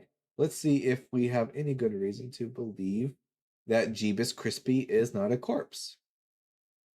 You hold to them having visions, right, Dalton? Some of them have visions. Others just have either some of them are visual hallucinations, some are auditory hallucinations, and some are just like mere feelings that Jesus is present in the room with them. In other words, what they would have identified as an internal revelation. It's a mixture of all three. The one that I think probably had a visual hallucination may have been Peter. And then the rest of them either have visual, auditory hallucinations or internal revelations of Jesus. Thank you, JC. Let's see. I think it was an imposter. I don't really buy. I think imposter is more likely than resurrection, but I think the psychological explanation for the resurrection is far superior, as we see tons more. We see a lot more examples of this in reality. What soup? Good soup. Hot and sour. Oh, yeah. I can see Dalton speaking, but no sound. Probably the tornado. You have a tornado going around you, Sonder? I hope you're safe. Hi, Dolphin. Ashlyn in chat. No, not Dolphin. Out of all the D names, I was hoping that one wouldn't get brought up. That's what they called me in elementary school. If the Your prior nickname was Dolphin at one point? Yeah, I'll tell you the whole thing that they used to call me. If the prior probability of a Christian God is just 25%, then the posterior of a resurrection would be above 50%. Yeah, we'd have to demonstrate that the Christian God specifically exists. Not just a generic God, but specifically that Yahweh exists. Because even if I believed in a generic God, I still wouldn't believe that Jesus was. I would still think it's more likely that my theory of the appearances. Here, Ashlyn, I will message you on Discord because I'm not gonna let anyone know my actual last name, but what they used to call me in elementary school, they called me.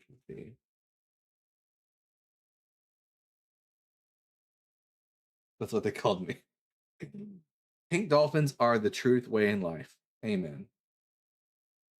I hate to give it to these little first graders, but that's kind of funny. Oh man. Let's see. W hot and sour soup. Hail doll. I like how people still see Elvis.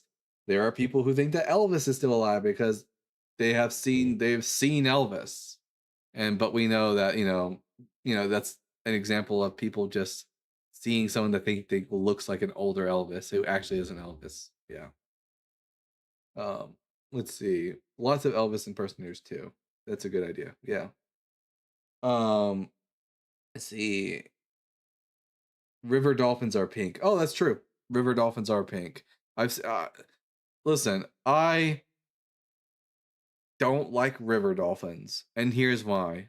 I don't like rivers. I don't like any body of water where I cannot see to the bottom. I need to know what is swimming around me. Dude, yeah, just F like how like all like most of ancient humanity got us to the point that we are today. Screw that part. Our ancestors were terrified of the ocean. There's a reason why throughout the Hebrew Bible, water is always seen in conjunction with the concept of chaos, because the ancients thought that water was chaotic and evil. You said and rivers, bad. not oceans. Rivers. Oh yeah, I still fuck rivers. I fuck rivers still. Any water where I can't see the bottom. No, I don't. I don't fuck rivers. I said I don't fuck with rivers. I swear you just said I fuck rivers. No, absolutely not. I'm not the doctor. You know, I don't fuck river song. Saint Brianna says, I swam next to a jellyfish once. That's a joke you only get if you watch Doctor Who. I swam next to jellyfish once and didn't realize it. That's terrifying. Yes, that's what it's called, Nini Baba. Thalassophobia. I have thalassophobia, and that was on. I'll tell you guys after this next guest how I developed thalassophobia. All right, we have Poderosa. Poderosa, I'm going to ask you 3 preliminary questions, and then we can get into the conversation. Question number 1: are you at least 18 years old? Yes. Question number 2: what pronouns do you go by? I am a Christian. No, what pronouns do you go by? I'm sorry, English is my second language, so like, can you go slow with me? Do you go by he, him, or she, her, or they, them? I don't understand what that means. Like when people refer to you, do they say he is named Pederosa, she is named Pederosa, or they? Oh, I'm she. I'm she. Fantastic. Question number 3: do you think that Jesus is dead? No. All right. I'm Dalton, the Bible guy. This is my friend Ashland. We think that Jesus is dead. Do you have any good reason for us to think otherwise? Well, I can tell you that we are living in the end times, and right now there's a lot more people that are mad at God because their life is not working. Wow, and Pederosa. Hold on, I'm almost done. Pederosa, can I tell you something? No, Pederosa, I want to hear evidence for why I should think that Jesus is resurrected. I don't care about talk about the end times. But I want to tell you that I do healing, so I want to tell you that, like, here. Wait, heal me. I'm sick. I'm sick right now. Can I finish? She's sick. She's sick. Yes, heal me. Okay, like what kind of sickness? So you don't need to know. All you need to know is she's sick. I'm sick. Heal me. I wear glasses. God knows what her specific ailment is. Do your little Christian spell thing. Say your prayer. Really, please do. I don't want to be sick. And do it while muted, because you know you're not supposed to stand. Do you talk to your dad like that and beg him and? Listen, yes. I'm sick. You do healings. This is we've met. Can you learn how? Yes, if I need something from my dad. Can we practice to be humble so then you can get? Pederosa, shut up. So yes, cállate. When you are healed. Cállate. No. So when you're healed, I will mute. Be humble. Be humble. He's your father. You're the child. You're disobedient. He's the father. Could you just? I just want you to demonstrate that what you said was true. Oh, I'm not gonna get healed, am I? I dropped her. Damn it. That was not gonna be productive. That was not gonna be productive. I wanted to get healed, Dalton. Yeah. Listen, Pederosa, go into your corner and pray to Jeebus Crispy. Oh, yeah, maybe she could do it from the chat. Yo, I don't want to have this. Come on, do something. Yeah, you're not supposed to, like, Pederosa, maybe you need to go back and read the Gospel of Matthew. Jesus said not to pray on the street corners where everyone can see you, or else your only reward will be, and that will be your only reward. You will receive no reward from your Father in heaven. So maybe go into your prayer closet privately and pray privately to your God. You need to be humble. You need to be humble, Pederosa. And pray that Ashling gets healed and that I no longer need glasses. If you can do that, I'll believe you. But of course, this is the part where they go, God's not a genie. You can't just tell him to do things.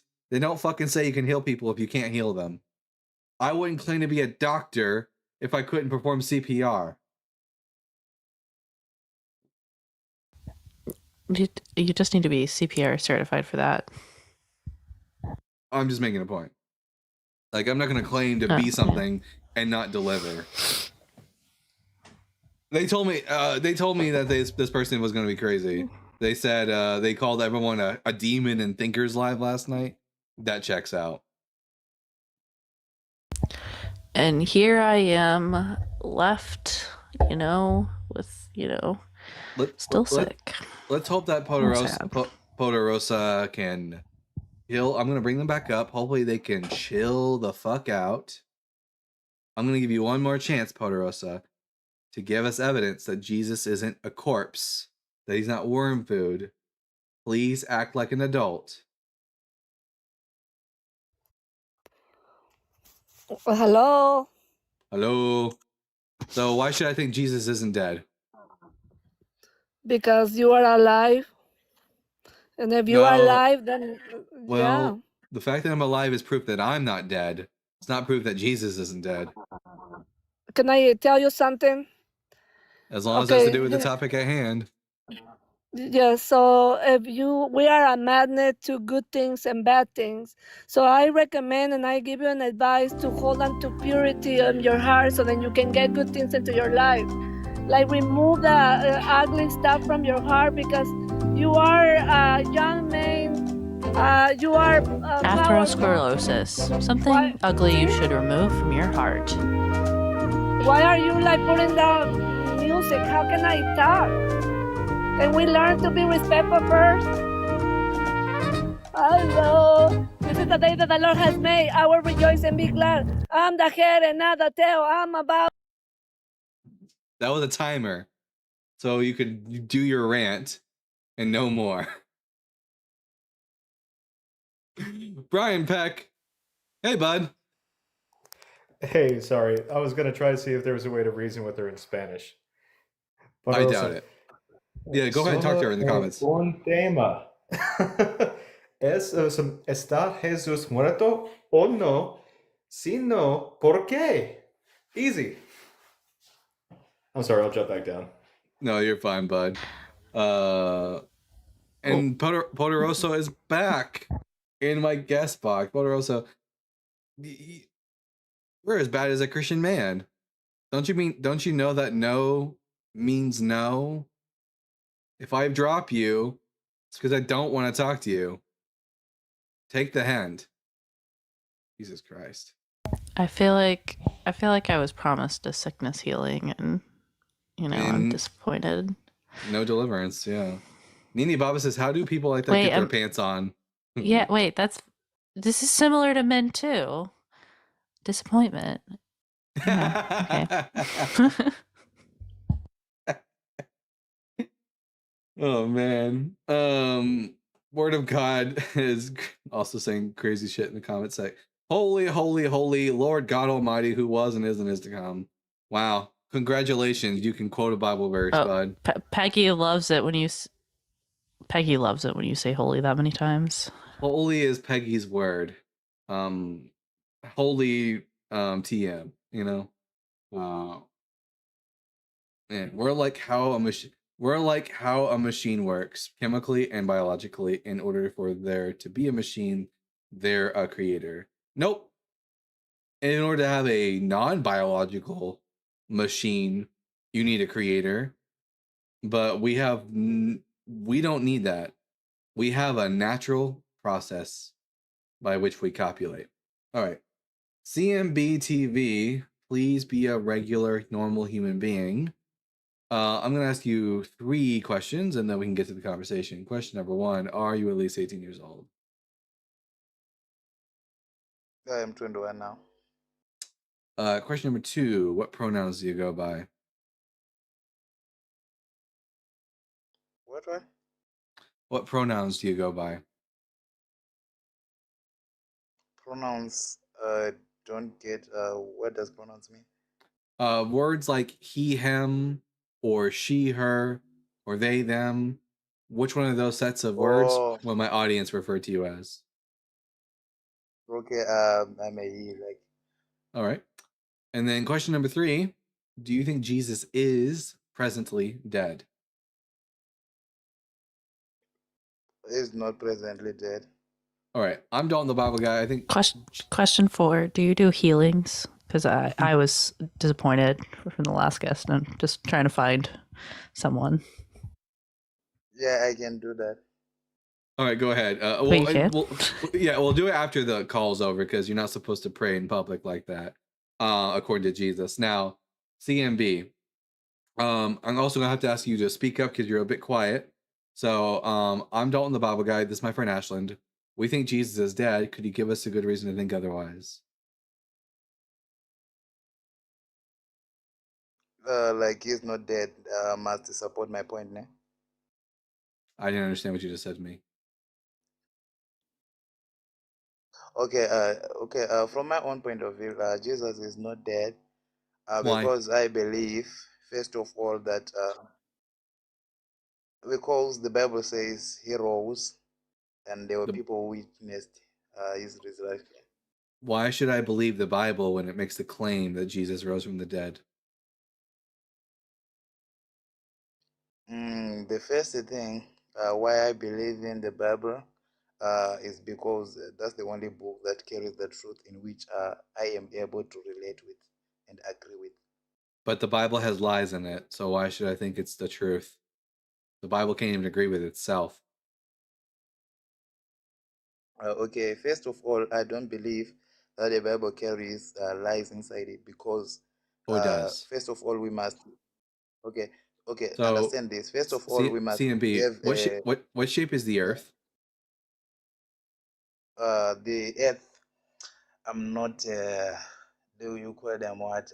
I'm not sure like which, but according to the information and knowledge that I have, the Bible tells me that it's flat, but scientists say that it's spherical. So I don't know which is which because I have no Well, knowledge, like information. one of those has evidence for it. One of them doesn't. One is an old book that makes a claim. The other one is a group of people who have repeatedly and demonstrably demonstrated that the Earth is a sphere. Okay, understand also this that those people, they did not have an actual claim like okay, first of all we ought to understand that science is progressive. It doesn't carry like the real like clear cut truth, but it's progressive. According to Today, according to standard Christian theology, revelation is also progressive. It's called progressive revelation. Why is it the Bible can't, if the Bible is objective truth, why can't it agree on the nature of God? On the nature of God, why can't it? In terms of what, you can give me an example because I believe that he has that. For example, it says in Numbers chapter 23, verse 19, that God is not a man that he should lie, or a son of man that he should change his mind. Based on that, what should we believe about the nature of God? God, obvious, like we ought to believe that he is always true. He doesn't make mistakes. Yeah, and when it says he doesn't change his mind, that means he doesn't change his mind, correct? He doesn't change his mind. Change his mind. I think when we say change of his mind, there are quite a lot of meanings. No. To change one's mind means to change one's mind. That's what that means. Oh, okay. Let me hold you there. To change one's mind, because the word mind means a couple of things. I think we can all agree on that. Okay, do we agree God has a mind?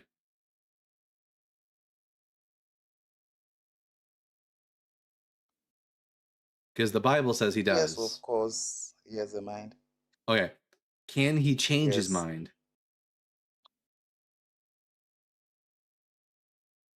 Mind. Okay. Which mind are you talking about? Because mind sometimes, let me say, like if I have Does a God have mandate, does God have that two is my does God have two minds? Does he have a does he have a dissociative identity disorder? Okay, to make this, let me say, like, let's all have an agreement here. What is the mind? The mind is the thing by which you are able to think and process the world. Does God think? I mean, we don't have to debate this. The Bible says that God has a mind. It says, Yeah, but we that's have what. no one can know the mind of God, is what the book of Romans says. So God has a mind, correct? Yes. And then this is a simple binary, yes or no. Can God change his mind? That is a true dichotomy. Okay. Oh, I think maybe mind. Don't confuse brain with the mind. I think I'm not. I didn't talk about brains once. I just said mind. Can God change his mind? mind meaning plans. God does not change his promises. I didn't ask about promises. Did God change his mind? Monday. Okay. God does not change his mind. Okay, let us go there. Okay, because what Okay. I wanted to prove, So just to make sure, like you are not yeah, welcoming. I just want to hear a yes or no. Can God change his mind? No. Okay, no, God cannot change his mind. When we read the book of Exodus, chapter 32, and we hear the story of the golden calf, the golden calf, the children of Israel build a calf of gold, and God tells Moses that he's going to wipe them out and start over with Moses. That's his plan. Then Moses begs Yahweh not to do that. And Exodus 32, verse 14 says, and Yahweh changed his mind concerning the evil he was going to do to his people. So does God change his mind? Yes, remember this. Remember, it did not change, but he was planning to change. Let me explain. Remember, what was God's mind? So he lied to Moses then, because what did he say to Moses prior to changing his mind? Remember, how did Moses persuade God? Like, right before Moses started to persuade God, what did God say to Moses? He said to Moses, I will destroy the children of Israel. Was that a truth or a lie? And he also said, and I will start over with you. Was he telling Moses the truth?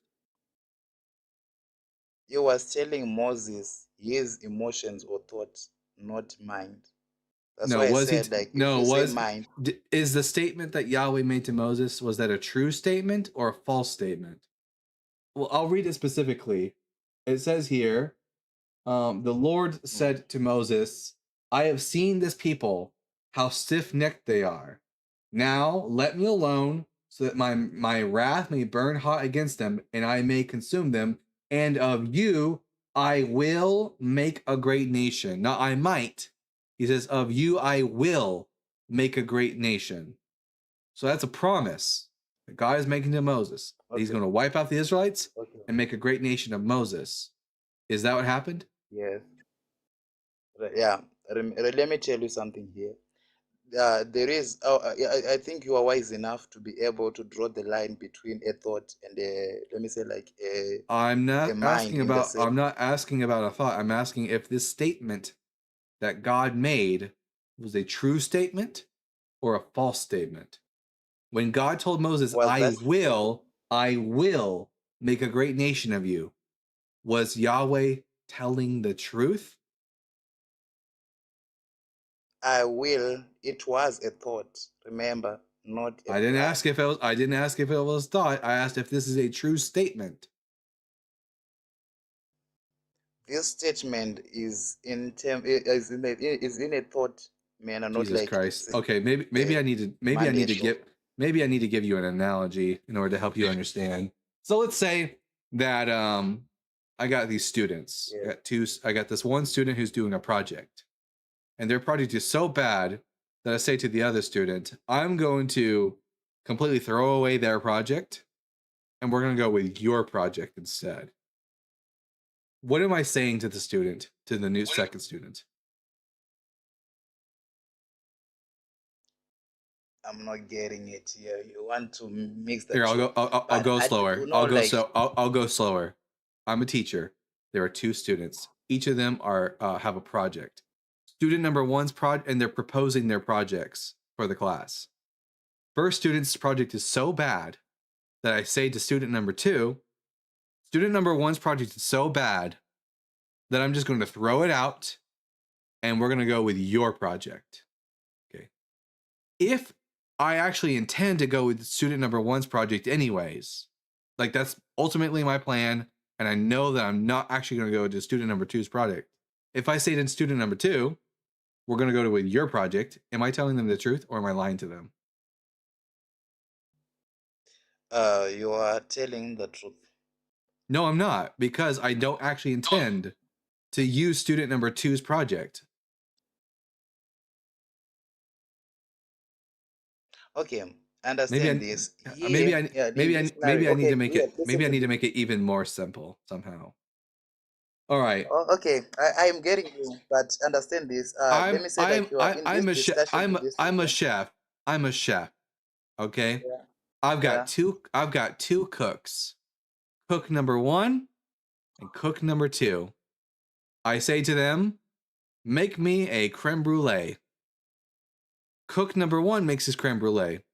It's really bad. I say to cook number two, I'm going to throw out cook number one's creme brulee, and I'm going to eat your creme brulee.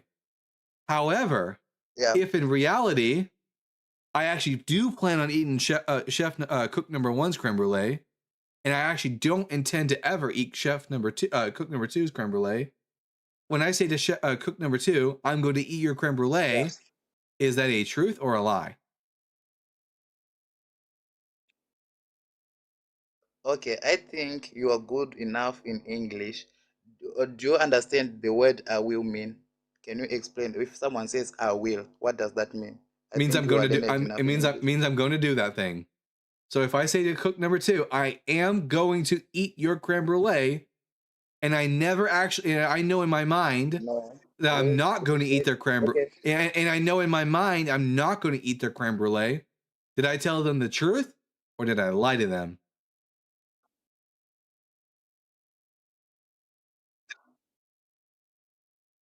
Trick question. You're Gordon Ramsay, a donut. Okay, wait there.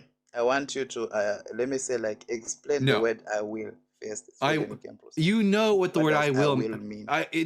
You know what the word "I will" mean. It means I'm going to do this thing. So I'm gonna keep asking you until you answer me the question. If I say to cook number two, I am going. No, I'm not. If I say to cook number two, if I say to cook number two, I am going to eat your creme brulee, and I know for a fact that I'm not going to eat their creme brulee, and that I'm going to eat the creme brulee of cook number one. Did I tell the truth, or did I lie to cook two when I said I will eat your creme brulee?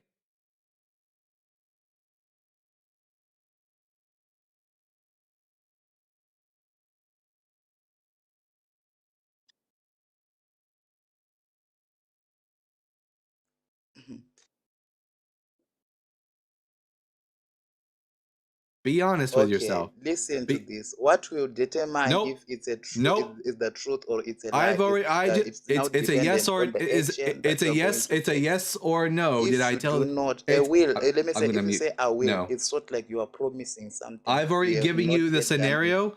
Am I lying or am I? Shut up. Shut up. Am I telling the truth or am I lying to cook number two?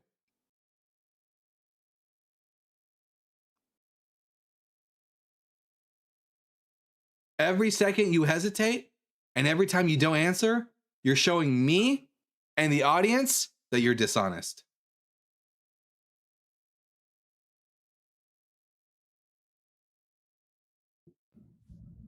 Is that how you want? Is in that how you want? brulee, or are we cooking the guest? Yeah, like right now, it looks like I'm cooking the guest. CMB, do you want my audience to think that you're dishonest?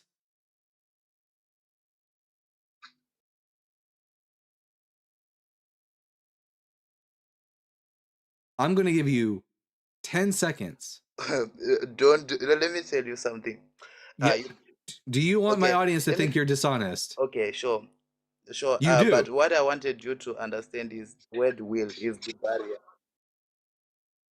We all know what the Okay. It's fine. I don't. We all know what the word will means, and you're too dishonest to have the conversation. Hey, Mohammed in the YouTube stream, who wants me as the co-host of this live stream to take my time and specifically stop engaging with the live and only have an argument with you to teach you 5th grade biology and then call me an egoist is fucking I don't even know. I mean, you have to be a man because only a man would have that kind of fucking audacity. No, I'm not going to sit here and argue with you in the chat while I'm on the stream co-hosting because you don't understand 5th grade biology. I told you, go read a biology textbook. You don't need me to explain it to you, especially since your religion thinks I'm lesser than. Go ask a man to do it at minimum. But don't harass me. CMB TV. Let's see. CMB TV, and what did they do? They were dishonest. All right, we're going to bring up Erica Christina Evans.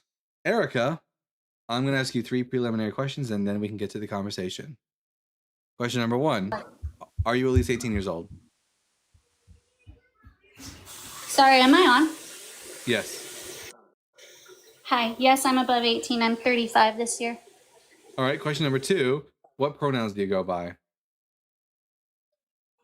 Her, she, because I was born a female. That's nice. That's a nice choice for yourself. Question number 3. Do you think Jesus is presently dead?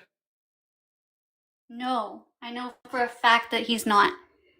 All right. Well, I'm Dalton the Bible guy. I think Jesus is dead. Can you give me one good reason to think that he's not? And by the way, no preaching. Just give us evidence. I don't have any evidence for you. Oh, okay. Then bye. Okay, bye. I know for a fact that Jesus is dead. No, I don't have any evidence for you. Dang. I mean, we were so close. At least so she close was to getting evidence. At least she was honest about the fact that she got no evidence. Fair enough, I guess. Then why did you request? Exactly, Ashley, because she just wanted to fucking preach. You know it, right? Yeah, fun fact, Erica, you can't have personal relationships with corpses. That's called necrophilia.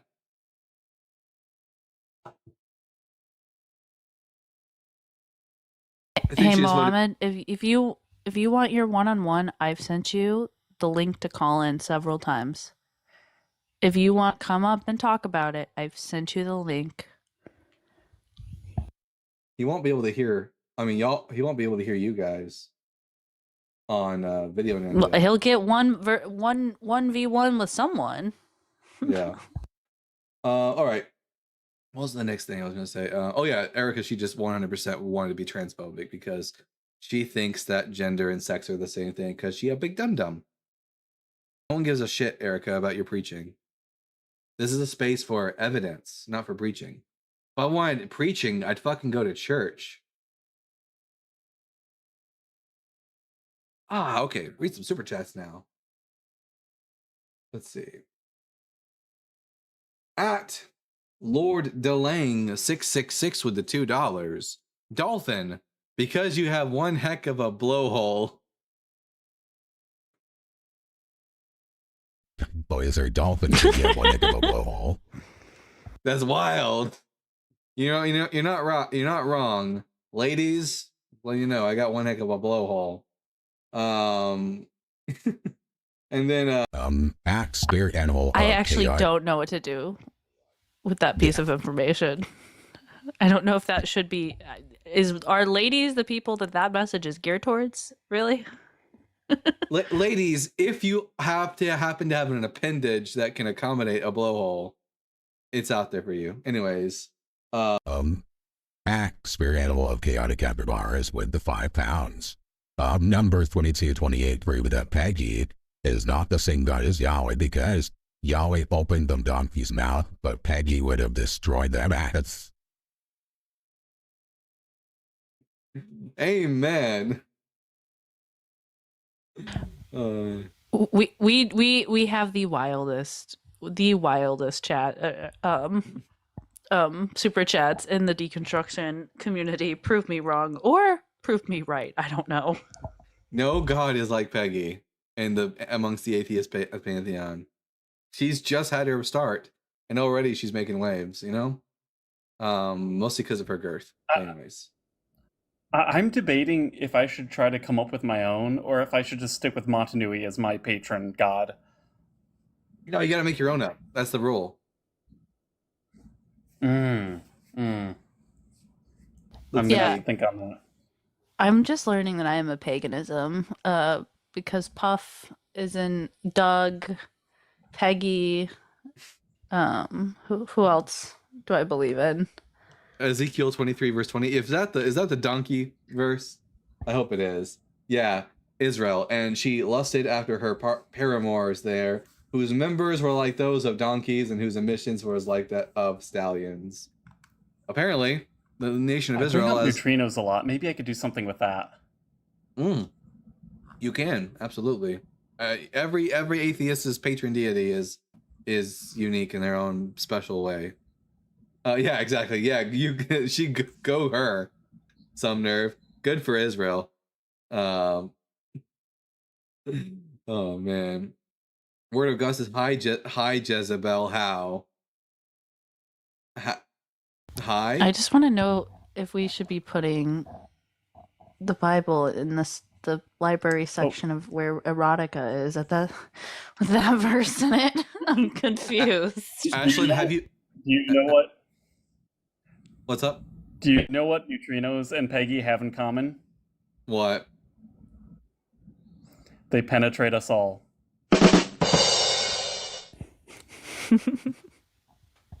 I'll be here all week. Unlike alphas. Ashlyn, have you read the Song of Songs in the Bible? Probably not anytime recently though. It's erotic literature. Is that from Zelda? Oh, sweet. That's the Song of Storms. Yeah, let me go get my... The Song of Songs will say such things as, her neck was like the Tower of David, her teeth like a flock of goats as they rushed down the Mount of Gilead. But we have a guest. JSB. I was about to get in the middle of something, Dalton. Jeez. Oh, okay. I guess the guest can come up. They disappeared. Oh. It'd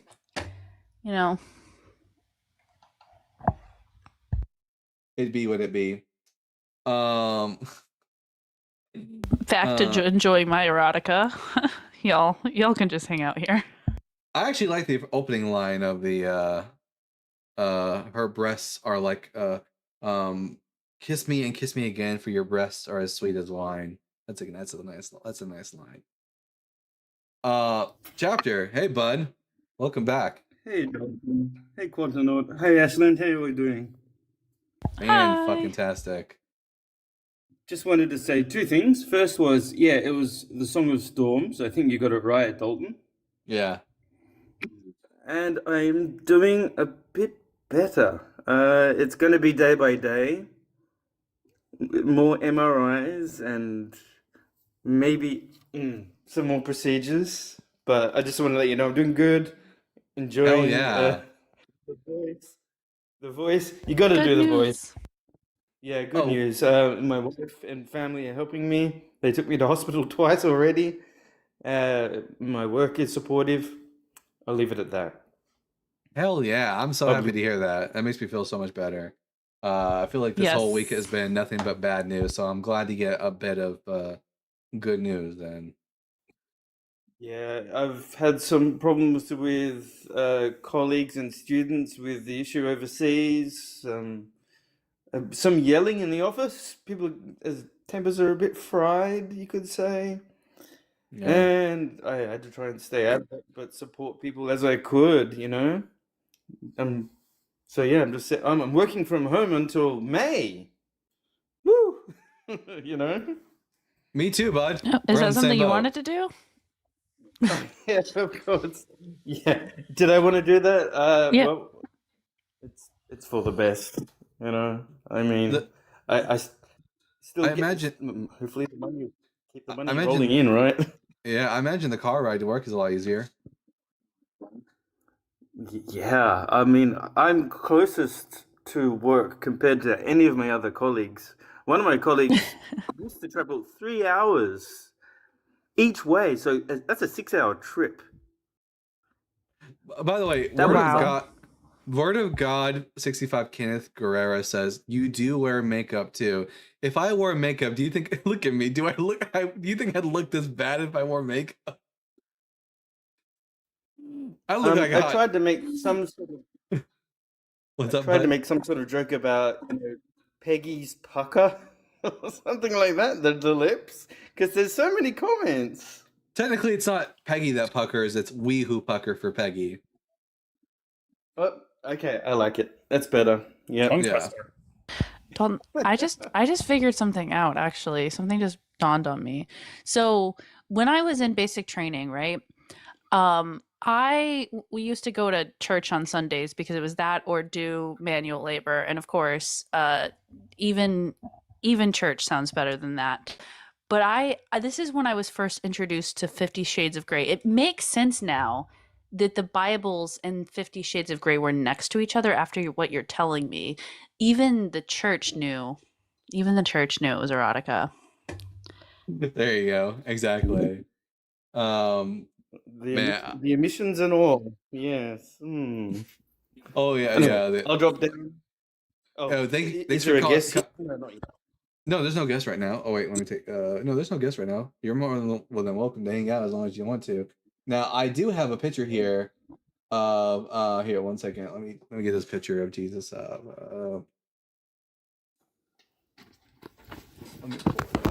There's a picture for all the people out there who hate makeup on men. I've got this really nice picture of Jesus here that I think that you guys need to check out. Let me see, where is it at?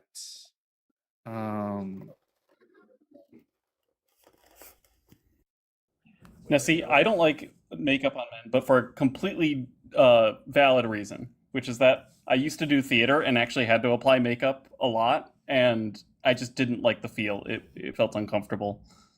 I haven't worn makeup on my face since high school, and it was the last time I did was for Halloween. But when I was going through puberty, like I used a lot of what do you call that stuff to cover up pimples and stuff like that. Foundation for or me, concealer? it clogged my pores and actually created pimples. Yeah. Oh, Quanta, I did drama for 11 years. There we go. I'll tell you what. Oh no, not AI. Ugh.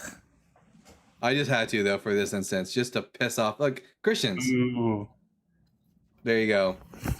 I disavow. Christians. I like. This is Jesus now. I hope you like that. Can I share my hat? I know. I kind of want to get in those handholds now a little bit. You know. Chapter, you had a question? I just wondered, is it okay if I share my hat? I sound a bit muffled because it's not just a hat; it's a mask. Oh yeah. Okay, here we go. I got this years ago, just before. Plague doctor. I was gonna say, do you have any medicine for me? My name is Ezio Dottori Defidenzi, and I'm needing some medicine. I can definitely beat you with a rod, as was the practice at the time, but very nice. Never mind. I won't ask. I was disappointed by someone who said they could heal earlier, but I actually, when I see that on chapter, I'm healed. Ironically. I'm really glad. I was going to wear this for a cosplay event, you know, a big event in where I am, and then C-19 happened, and I was like, That's inappropriate. But if you're feeling better, I am too. Absolutely, I love that. Makes me want to play Assassin's Creed again. Let's see. Technically, Jesus did wear a cross back then. Oh man, was it? Was Jesus wearing a cross, or was the cross wearing Jesus? That's the real question. Carry your own. Oh, where's my? I just want to know what the T stood for. It stood for the cross. Oh my god, I read a post the other day that said, one time I asked Jesus how much he loved me, and then he spread out his arms and said, I love you this much, and then he died. Oh, yes. The T pose. I can't He was see definitely that. into CrossFit. I Definitely can't a see that. CrossFit practitioner, right? I can't see the chat. Are you going blind? Oh, no, I thought you were losing your vision. No, like the chat is gone. That might be a sign that I need to do a quick restart on TikTok. I'm gonna do that real quick. I'm gonna do a quick restart on TikTok so we can get some fresh Christians in here, and I'll see you all in just a quick second. All right, here we go. 3, 2, 1. Thank you. Thanks, bud.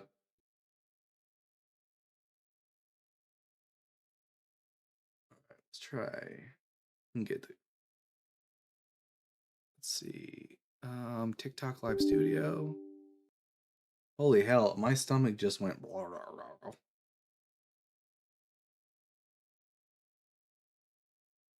Let's see. Ooh. TikTok Studio. Go live? Yes, I would love to.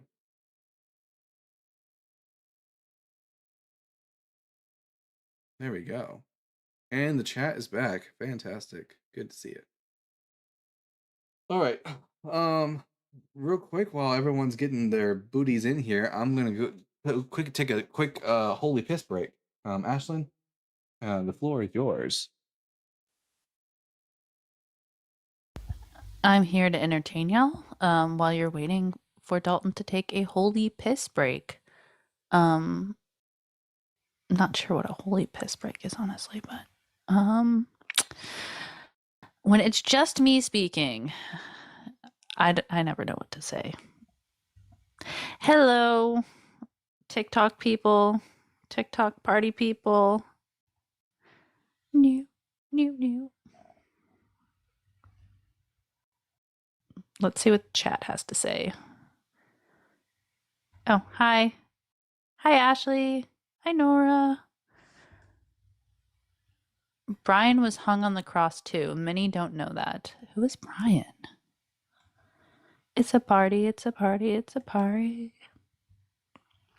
Hi, Quantanaut. Wait, come up, Quantanaut. Yeah. Otherwise, it's just me talking and it's so awkward. Life of Brian. Life of... Okay, that makes so much... Okay, I got it. I always look on the bright side of life. I don't know the... Someone said sing the modern Major General song. I promise you no one wants to hear me sing. Thank you, Quantum. Do you have cats? As soon as Ashton said, I don't know who Brian is, I was like, trying to push that piss out as fast as I could because I gotta hurry up and get here. I actually have a funny anecdote about that. So back in my undergrad campus, there was this pretty infamous preacher named Brother Jed. And he even had like a reality TV show at one point. You know, he'd be one of those campus preachers who'd scream at students. One time when I was just passing by him on the quad, I overheard him say, "When I was your age, I was just like you. I was into sex, drugs, and rock and roll," which was hilarious in its own right. He sounded really cool. But what was really funny is that some students were kind of doing like a weird counter protest, and one of them just went up to him and started singing "The Bright Side of Life." And it was absolutely hilarious. Are you part of the People's Front of Judea? Fuck no. We're the Judean People's Front. Love that I'd like movie. to share a short story about my father, if that's okay. Sure. he went to a Catholic school taught by brothers, so really strict. Back then, they believed in corporal punishment. Yeah. Yeah, so they'd have switches, and hit them on the hand. And my father, there was one particular priest, one particular brother. He used to raise his hand up towards the switch and say, "Thank you, brother," because of course it hurt more, and he was just showing disrespect. But that same brother, at the end of one semester, asked everyone to open to their favorite page of the Bible and put it on their desks, which they did, of course. And he ended up standing on his desk and then walking on those pages, leaving his footprints, in shoes, I hope, on each of those pages. And then after that, he was never seen for the next semester. So I think he lost it a little bit more than some. Yeah, it sounds like it. Hey, Matthew. Good to see you. Speaking of which, speaking of dads, Ashland. I'm not going to say that out loud on the live, but Why does Matthew make you think of dads? No, because Chapter was the story about his dad. Okay, you just said Matthew and then dads, and I'm like, no, Matthew is daddy. Story. I have that kind of energy. Yeah, you got dad energy, Matthew. Matthew, did you recently have a trim? Just wondering. And I don't mean the biblical. Chapter. My brain went to. I know what you meant when I thought about it, but I'm like, poor Matthew. Why are you asking this in public? I meant a beard trim. That's all. Yeah, I realized after I said it that it was not the best way to put it. And that's what she said. Move I Got This says, losing viewers already? Move I Got This, better than losing brain cells like you, bud. What an absolute fucking coward. Everything. Well, good on you, Matthew. I'm going to drop down. It might help the algorithm if I drop down. I've only got a couple K followers. I'm not up there. So thanks, Chapter. Move I Got This. Wait, what viewers are you losing? I'm not seeing you. Yeah, I don't know. I think I'm confused. Move I Got This, or more like Run I Don't Got This, because he doesn't ever come up. It's just like really insecure about the is really insecure about the fact that he doesn't have any good responses to any of the things we say. Matthew says, yes, I cleaned up for a fundraising gala this last weekend. Really? So what? You're not rocking the beard anymore? Is that what we're talking? Is that what's going on now? No. Just a trim. It still sounds bad. I'm not talking about a brisk, okay? Just a trim. You're looking good, Matthew, and I've been enjoying listening to your chats. So that's all I got to say. Move I Got This. I put you in a timeout for being such a wine bag and a coward. So now if you want to talk, you have to actually come up and talk to us. So Matthew cleans up. Matthew, you clean up quite nicely. It looks nice. I'll have to check that out now. Next time he's live, I'm gonna have to. The thing is, I don't know when Matthew's live because I never see him live. Matthew, are you only live like in the mornings? That would explain it because I'm dead in the mornings. I'm like not there. I'm asleep. My new schedule. Some would say you're Jesus in the morning. I do rise typically mornings. Yeah, okay, that explains it. My sleep time schedule is 6 a.m. to 3 p.m.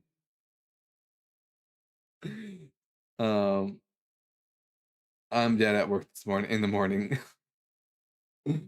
Let's see. Wow, no Christians right now. I'm actually really disappointed that we only got one Christian who called in when I went on Myth Vision. Only one Christian, and a rule. But you know what? It was a good clip, and it was fun to embarrass him. He tried to say I could cook you both right now if I really wanted to. He said that. He said it. And then he got absolutely fucking dominated. This isn't even 10% of my full power. Yeah, he basically did the whole I have a girlfriend, she just goes to another school bit. Is your job to turn all Christians atheists? No. My job is teaching the Bible. I mean, it happens in the form of debate, but I do more teaching of the Bible than most pastors do. Joel is on too. That probably explains it. But I'm willing to stay on for another 35 minutes, and at the 3-hour mark, But we got Cougar Beatrice. Beatrice, I'm gonna ask you 3 preliminary questions, and then we can get into the conversation. Question number 1: are you at least 18 years old? Yes, sir. Question number 2: what pronouns do you go by? He, him. And question number 3: do you think Jesus is dead? No, I'm not convinced he actually existed. I was wondering if you actually are, or you still. I'm on the fence. Are you not yet a mythicist? What's up? I'm on the fence. 51% historicity, 49% mythicism. Oh my God, twinning. Okay, do you think that the do you think like the Testimonium Flavianum was a complete forgery, partial forgery, or authentic? Partial forgery as of right now, though.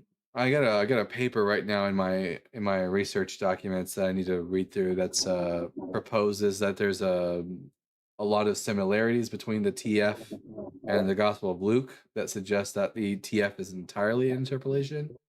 I mean, I'm even surprised to see that recently I saw Dan McClellan say that the idea that the TF is entirely interpolated is on the rise amongst scholars.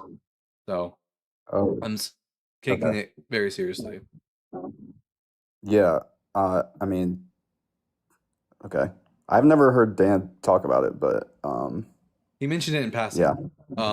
He in one video, which is why it just stuck with me. Generally, when it comes to these I'm not super active in the quest to find out if Jesus was the myth or not, because I'll just let them have the historical Jesus and his crucifixion, because everything else is this is even if you give them that, they got nothing. They got no good reason to give me to think that Jesus is alive. Okay, I mean, it's kind of like I can see how it kind of would cut things off at the pass, so to speak. If you could really, if it was, pretty, if there was like demonstrable proof. That's something that I'm sure you're probably familiar with, Jaron and the other guy, Christ Before Jesus. But that's kind of like, I remember talking to him about it, and that was kind of his whole philosophy on it, was like, because you know how it is, like they're gonna come with so much cope, it's insane, and they even do so in the certainly in the conversation of like whether I just think it might be more difficult for them, put them in a more difficult position if it's like they're literally arguing whether or not this figure even existed. But I understand you probably want to maybe argue actually on the merits of Cougar, we did Mythicist Lives for a couple months. Yeah. Really? Because there's the version of mythicism that I find the most compelling is Dr. Richard Carrier's position. Is the one I think is the most compelling. Minimal mythicism.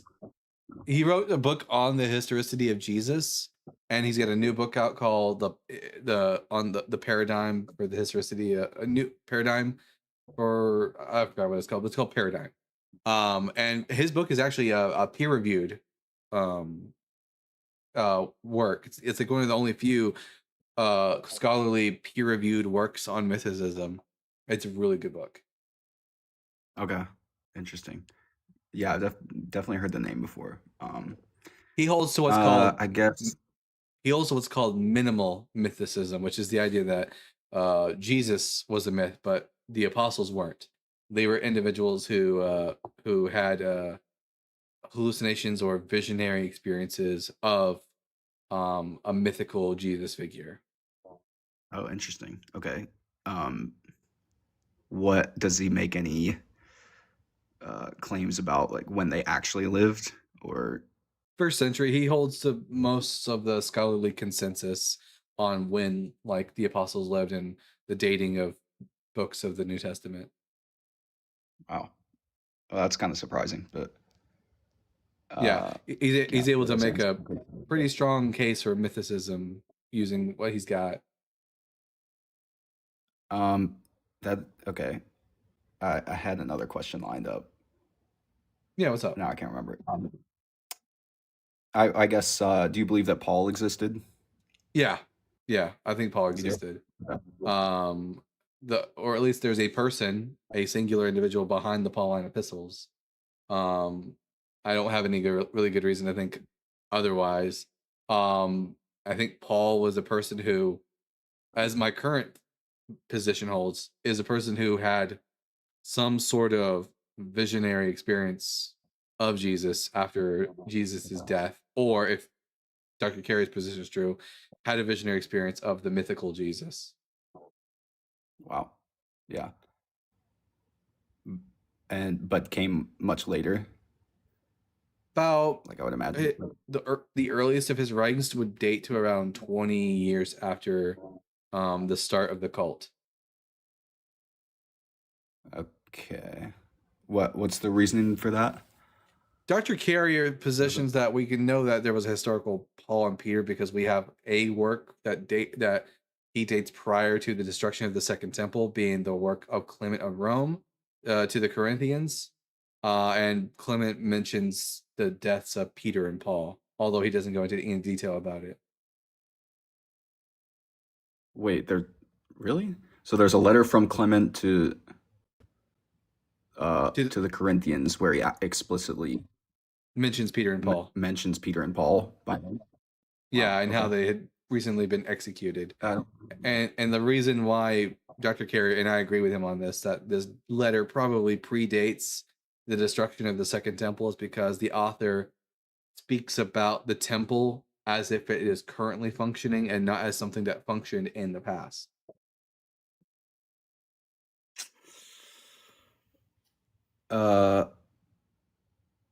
Okay.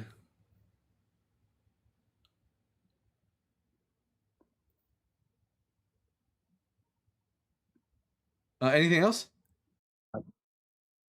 No, I think that's it. I was just curious, like what your thoughts on that were, because it's been interesting me a lot recently. Again, because just the kind of thought of like cutting everything off at the past before you even get to the actual myths themselves. But look into for all I know, look into On the Historicity of Jesus by Dr. Richard Carrier. Okay. Yeah. For sure, will do. Also, the one question that nobody seems to be able to answer is like, what's your actual first name? Is it Duncan or is it Dalton? It's Dalton. Dalton is my birth name. Yeah. Dallas. Oh, sorry, Daryl. Diamond Dallas over here. Yeah. I feel like Justin's probably said like a couple different ones at this point and never known. But I'm the myth and the legend. They'll never know in the record I know what my name was. we won't know. We don't have any primary sources about like what this figure's name is, so we can't really know. But all right. Thank you for coming out, bud. Thank you, man. Yeah, of course. How can you recommend Carrier against 99% of biblical scholars? Because I think Carrier's got a good, Wesley, you realize that everything that is currently like the consensus in biblical scholarship was at one point not the consensus of scholarship. The current consensus of scholarship is that Abraham is an absolute myth. And at one point, the majority of scholars disagreed with that. Because all things that are currently the consensus become the consensus. They don't not everything just starts off as the consensus. So arguing over popularity isn't necessarily going to be, the question is, what are the arguments for the position? Maximus says Jesus is alive and lives rent-free in your head every day. No. On my off days, I don't think about him at all. Only when I'm up here or doing research. But it's nice to know that I live rent-free in your head, Maximus. Man. Daltomus Meridius Decimus. Yeah, that's why I say to you too, Maximus. Sure, buddy. Whatever helps you sleep at night. I'm gonna start calling you Minimus. Alpha, the lowest penetration particle. You, why are you here? Are you okay? Why are you here? Do we need why are you here? Do we need a chat? Is something going on? Minimus Alphas. That's what I'm gonna start calling this person. Let's see. Dalkin when he's full of Peggy, of the holy Peggy spirit. Oh, no more bullshit. Welcome to the panel, bud. Oh, I think maybe it was an accident. Oh. See, host, do you agree with Carrie yourself? Like I said to the last guest, I'm 51% into the historicity camp, 49% into the mythicist camp, and as far as mythicism is concerned, Dr. Carrier's I think is the best mythicist paradigm. So I think he makes good arguments. Rabbi, good to see you, bud. You too. Sorry, I just took a bite of a donut. I'm so sorry. No, you're good, bud. Let's see. But Wesley, do you have any good reasons why I should think? Dalton's the waiter that right when they come back and they ask you how your meal's doing. Yeah, how's your donut doing? Oh man. Wesley, do you have any good reason to think that Jesus? Let's just not even talk about mythicism. Do you have any good reason for me to think that Jesus isn't a corpse?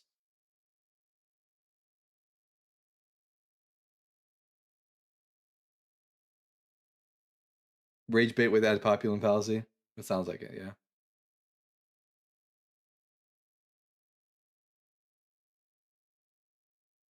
Let's see.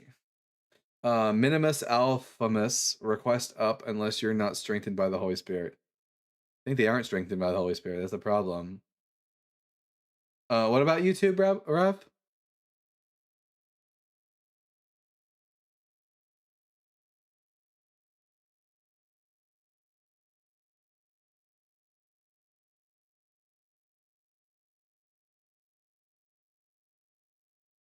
I'm 58% into the life camp. By the way, go ahead and tap on that screen since the reset, you're only at 6.6K. Make sure you're reposting, sharing it out live, doing all the things. Just because there are a couple of large creators on right now, we do need to do a little bit more to increase the algorithm to favor us. Peggy can only do so much in that area. You know, I think that one of the worst things that probably ever happened to Christianity was the internet. You know, the idea of like information being so easily accessible. That's one of the biggest things that religion tries to like combat, is that tries to compartmentalize information and to keep their adherents from like knowing more, because learning more education often leads to like, disbelief. Adrian says, I don't know if Christ consciousness was real, then Jesus Christ was real. Well, Christ consciousness is a bullshit. Christ consciousness is just new age bullshit. Might as well tell me what my star sign is at that point. I don't know. It has spread some really dumb shit though that people believe. That's true. That is true. But it's been a real detriment to Christianity, the internet. It's been great for the conspiracy theories, but not very good for Christians. Dalton, that hat is fire. Shit, that's good. This hat is on fire. Anyways, Christians, everyone make sure you're tapping that screen. Share the live with those you love, with those you hate, with your friends and with your enemies. Let's get the word out there so we can have some interesting conversations about how Jesus is dead. Unless you're a Christian out there who can prove me wrong. Adamus says, LOL, why they think he's coming back wasn't like they nailed him to a boomerang. Oh man, that's wild. funny. But crucified to a boomerang is wild. Yeah, that's so good. Listen, if the Talpiot tomb is real, I keep saying it, but I need to do more research into the Talpiot tomb, because if the Talpiot tomb is real, then one, it does kind of put to bed mythicism. It would be definitive. And two, it would also put to bed the idea that Jesus was resurrected from the dead. Have you heard of the Talpiot tomb, Rob? Yeah, I think we talked about it. This is the one where there's like two names that like are aligned with like James and Jesus. Yeah, Right? Or something like that. Is that the same one? Yeah, so there's a few names actually. So there was a number of different ossuaries in this tomb. One of the names on the ossuary is Jesus Bar Yehoseph, a longer form of Yosef. Jesus, the son of Joseph. There's also a Mary Amne in there, which amongst early Christians was one of the names for Mary Magdalene. There's another Miriam in there, and a Yose, which is one of the names of Jesus' brothers in the gospel. So if it turns out that the Talpiot tomb is real, then boy, oh boy. If you're 49% against secular scholarship, how would I establish his resurrection with you? Again, you're just making an argument ad populum, Wesley. Again, and 51% in favor of the consensus that Jesus was real. Like, it doesn't matter for the conversation. I'm willing to concede and say that Jesus was a historical person who was crucified. I think you're just like, I think the reason Wesley is so hung up on this is because he knows and we know that Wesley has no good reason for us to believe that Jesus was resurrected from the dead. Now, when it comes to the mythicist view and the historicity view, my historicity view is like 90+% similar to the mythicist view. The only difference being that Jesus, I think, existed. But like, I think the Gospels are myth. I just like the mythicist would. I think the Gospels are myth. We can't trust anything they say about Jesus because they make shit up about Jesus all the time in the book. And when it comes to Paul and his works, all we have is Paul saying that Jesus appeared to people, which is also the mythicist view. Wesley, you're just coping. Here, Wesley, I'm going to mute you, and you can either come up and give us an argument for the resurrection, or you can keep crying about how I'm only 49% convinced of mythicism in the comment section. But I don't care about this conversation. Like, come up and give us evidence that your rabbi isn't a corpse. Otherwise, shut the fuck up. Sorry, I've been quiet. I've been busy doing something very important, and I will send it to you in a minute. Okay. Nora says, I thought New Age is actually older than the Bible. It's not. It's quite recent. Crystals and chakras and shit like that. The chakra part is based on Hinduism, but the way that New Age people use it, it's pretty new. Paul had an eyewitness. Paul had people that Paul had people in his life that said that Jesus appeared to them. But that's not evidence of the resurrection. That's evidence that people had like visionary experiences of Jesus, which is perfectly explainable through naturalistic phenomenon like Purim hallucination. You think Islam false? Yes. Islam can't even get the facts about the Bible right. Facts about the Bible. When the Book of Islam can't tell the difference between Miriam, the sister of Moses, and Miriam, the mother of Jesus, I'm not inclined to believe that the Quran is from God. But my energy frequencies got it. Oh my gosh, Ashlyn. That's crazy. Oh yeah, loving to see the crush ice stickers in the YouTube comments. I got a better one. I got a better one. That is horrible. I really do hate that. I hate that. I'm not going to share with the class. Wait, I think this is. Why aren't you going to share with the class? Anyways, yeah, actually, let me see more crushed ice in the comment section. You know, Sars Shrek one says Jesus cannot be dead. Jesus has been resurrected. Prove it. Come up here and prove it. Otherwise, give your information to the class, or else we're all gonna just think that you're wrong. No reason to believe you when you say Jesus is alive. Can I ask a kind of a dumb question? What is the Always. etymology of resurrected? Like what, the what is English- resurrected? Like the Yeah, English like word? what does this word really mean? Yeah. That's a good question. Let's look at the etymology of the word for resurrect. I mean, I know the Greek is anastasis, which means to rise up, but etymology of resurrect. Let's Like see. is it resure and then erect?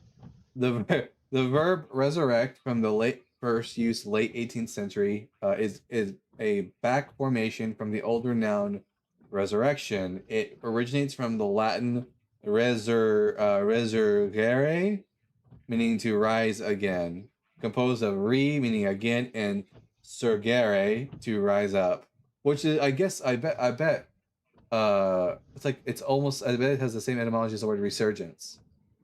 Yeah, nice. Nice. Yeah. And thinking are you Shanice says, are you atheist? I am an atheist. Yes. Do you But think even it's if I- possible? Yeah, what's up? Do you think it's possible that like the notion of the quote unquote resurrection is not so much an individual, but like an idea, in that that it's like if all of this is in response to the Roman occupation and the destruction of the temple, do you think that it is the idea of sort of this, you know, not the person resurrecting, but like I'm just trying to like steel man from a second century or first century position, like. Mm-hmm. You think the like not so much the person, but the temple or something, or the resurgence of the, you know, I don't know. I'm just trying to like make it fit or something. Like The what idea is really the priority here? That they would have that the resurrection of Jesus would have been more of a spiritual message for something deeper. I think. Yeah, like an apocalyptic sort of thing. Yeah, I think that, in my opinion, that the early Christians really did think that. Thank you for the cowboy hat. That Jesus, yeehaw, had been resurrected from the dead. However, I don't think that Paul believed that Jesus has been resurrected in the sense that the same corpse that had been buried was the same one that had been raised up. I think Paul's idea, hat on a hat, yeah. I think Paul's idea of the resurrection is a bit more spiritual, and that Paul probably believed, from what I can tell from reading his works, that Jesus's spirit was raised from his corpse and that he was given a new body that was completely separate from his physical corpse, one that was completely spirit material. That seems to be what Paul believes, because Paul goes into a lot of detail about the nature of what he thinks Jesus's resurrection entails. I think that if you go back far enough in Israelite history, though, our first real references to the idea of a raising of the dead are in the works of Isaiah. Elijah. Well, yeah, Elijah does have like resuscitation of a dead person, although I don't know when those works date to, if they're dating later to or earlier than Isaiah and Ezekiel. I'd have to look that up. But like the idea of like all these people in the last days will be rising up first occurs in like that's Ezekiel. Isaiah and Ezekiel. But even there, that's not referring to actual resurrection. That's just referring to the nation which was in exile, or the nation which has been destroyed and demolished, being brought back up. And then it's not until Daniel that we get the idea of like personal dead people. Right. And even then, Daniel doesn't go into detail as to what is the nature of this resurrection. Is it corporeal? Is it spiritual? All Daniel says is that those who are in the dust of the earth shall be resurrected and become as like stars of the heavens. Is it sexual? Probably not. I mean, the Valley of the Dry Bones in Ezekiel is pretty corporeal, don't you think? Yeah, but even then, that's just that is a vision that God is giving to Ezekiel to represent the nation of Israel who are in exile coming back. He says these bones are the house of Israel. So there, it's like it's still not referring to the idea that in the future, everyone. I think the idea of resurrection as an actual literal reality comes about as a result of probably during the Maccabean revolt or sometime around that period, Hellenization. The idea that, well, we're not seeing a lot of evil people being judged and the righteous being vindicated, so that must happen at a later time. Agreed.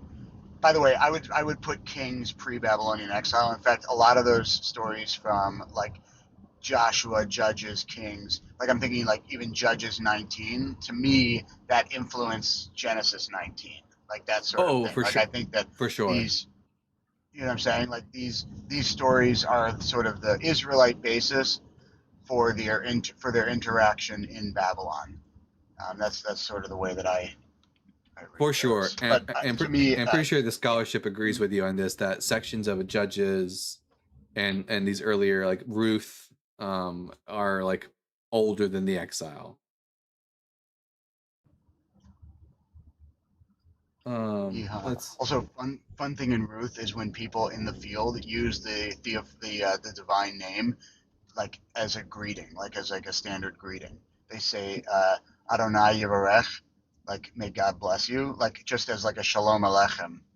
Yeah. And so like, you know, that I think it just speaks to how that relationship with the Yud Hey Vav Hey has so drastically changed from that time to today. From being used in a greeting to we don't use it at all unless you're the high priest on Yom Kippur. It is interesting to see that shift in usage for sure. Let's see. US is the problem in the Korean Greek world. So Jesus was only on Naruto reanimation. I don't know what that means. I have never watched Naruto. Can you explain Matthew 6:15 and pair with John 20:23? It seems the stupid book can't agree on that also. Okay, let's take a look. Matthew 6 verse 15. I'll start with verse 14. For if you forgive others their trespasses, your heavenly Father will also forgive you. But if you do not forgive others, neither will your Father forgive your trespasses.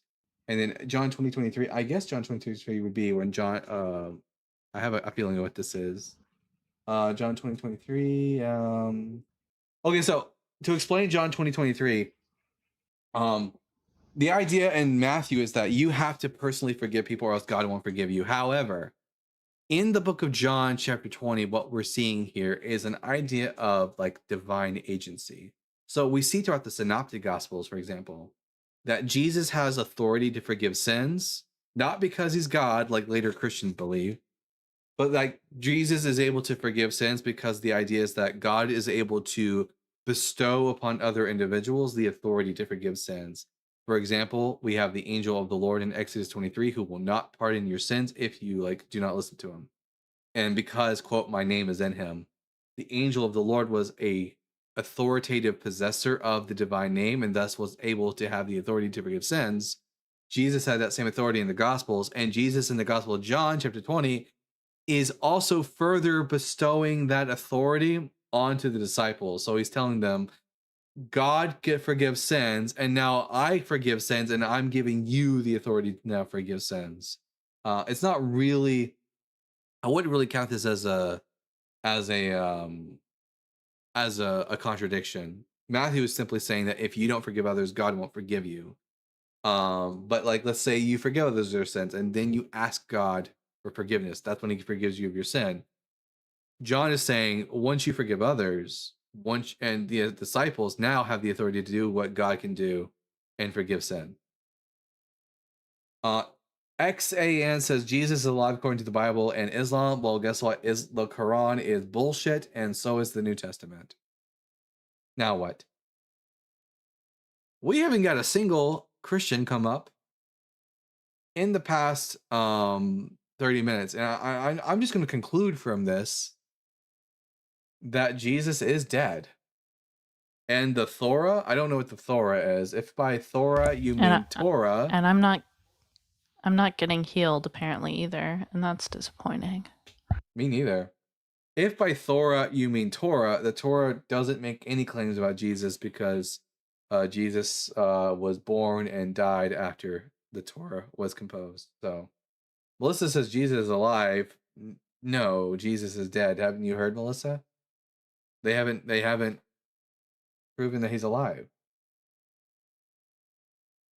So, but something tells me that Melissa is not going to come up, and that, like all the other Christians for the past 30 minutes, they're just going to sit in the comment section, be a keyboard warrior, and just make claims and not have their bullshit called out. You know, it is what it is. You also have a pimple on your left cheek right now, twinning. Yeah, I do. I made the mistake of poking at it right before the live, and now here we are. Oh, to be me. Maybe I should start wearing foundation again. A little mouthwash. Oh, mouthwash on the. Oh yeah, okay. I'll look. I'll check. I'll try that out. I got mouthwash. I got Q-tips. All right. R.I.P. Jesus. Right. Yeah. Dipster says, "Could it be Satan? Could what be Satan? Like Jesus? Listen, your pimple. I was going to say the idea that Jesus appeared to people after he died could be Satan. I don't think Christians are going to be able to rebut that, though. Now I can't stop looking. I'll keep my face look this way now. Anyways, is acne just demons? Oh, acnes are 100% demons. This is the only real demons in the world. Fun fact, Rob, let's see if Rob knows what I'm talking about. There was a Jewish thinker in the medieval period who did not believe that demons were real. Rob, who am I talking about? I'm gonna say Saja Gaon or Baruch Spinoza. Baruch Spinoza is like pre-enlightenment, so I'm gonna say Saja Gaon. It was actually why am I blanking all of a sudden? Maimonides thought that Maimonides nuts? Yeah. Maimonides thought that demons were just ancient peoples not understanding how sicknesses worked, or metaphors for other like human vices and stuff like that. But he denied the existence of actual demons, which I thought was pretty cool. He was a physician, and the Talmud says that there is a special place in hell for physicians. So I imagine that he probably had a bone to pick. Yeah, that sounds about right. Someone said Spinoza was Jewish. Yes, Spinoza is Baruch Spinoza. He was part of the Jewish community, and he, was the one who suggested pantheism. Was Baruch Spinoza pantheist? Well, it's more deism than anything, or like animism. Panentheism, then. Like not pantheism, panentheism. That God is transcendent from nature, but also in nature. Yeah, and he also, is one of the thinkers that basically said that the Bible outside of its original context is anachronistic. Yeah. Zan said, "Host, what Jesus are you referring to? Of Nazareth." Who else would we be referring to? I'm not talking about Jesus Barabbas or Jesus called Justice.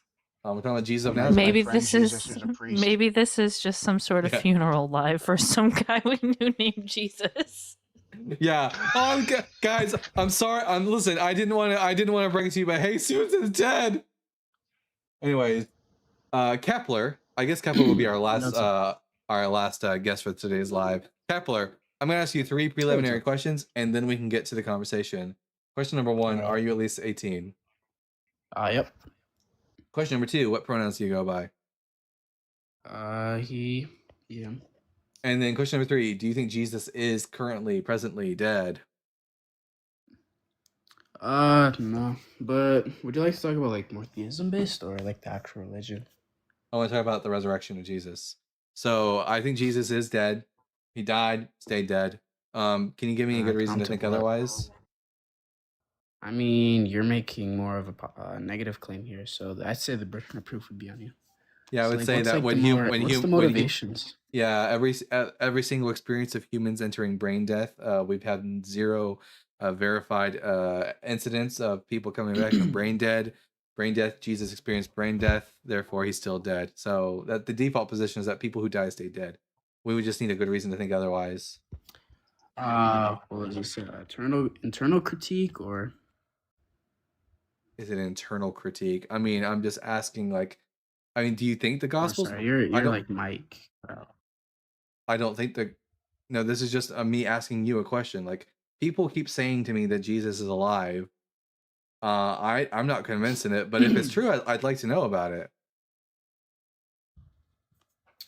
Yeah, so like, yeah, so like your whole basis for why you think otherwise is just gonna be that like, it'd be like impossible based on like physical laws or like some sort of normativity. Maybe it's impossible according to physical. I don't know. I've never seen any verified like example of a dead person coming back to life. I mean, yeah, I mean that's obviously what would be considered a miracle. All right. Are you looking Do for we more like empirical evidence? any kind of evidence that like raises the probability that Jesus really was resurrected? I could definitely say that I know you've probably already heard this, but the apostles, you know, a lot of them martyrs too, would probably raise We the don't. probability. Well, we don't have any testimony from the apostles. We have the Gospels, but those aren't. We don't know who wrote them. You don't have And testimony then, from the and apostles? yeah, we don't have any testimony from the apostles. And then, secondly, most of the stories about the martyrdom of the apostles are like from the 2nd century onward. We don't have like the only 1st century records of death to the apostles that we have are Peter and Paul mentioned in the letter of Clement of Rome to the Corinthians, and then James maybe in the book of Judean antiquities. Besides that, we Yeah, don't so really that would know raise or the have any probability. information about. Well, that just means that people were convinced that Jesus had been resurrected, but it doesn't mean that he was. Like, I if mean, well, you asked for any sort of evidence, right? And then that I all gave that's you evident, some sort of all evidence, right? all Or that's some sort of first account. all that's evidence is for that there were people that died who were Christians. We don't know if they were allowed to recant. We don't know that for sure. And we don't know what I mean, are they dying because they all saw Jesus physically present before them, or are they all dying because one of them, like Peter, had a bereavement hallucination where they saw their dead rabbi, and the rest of them really believed what Peter said? well, I feel like there would also, well, one, there would be a distinction between like first-hand martyrs and second-hand martyrs. Um, and then two, right? I'd say that they would believe that Jesus got resurrected by virtue of what he done, what he has done in the past. So Which I'd would say it'd be be, more credible.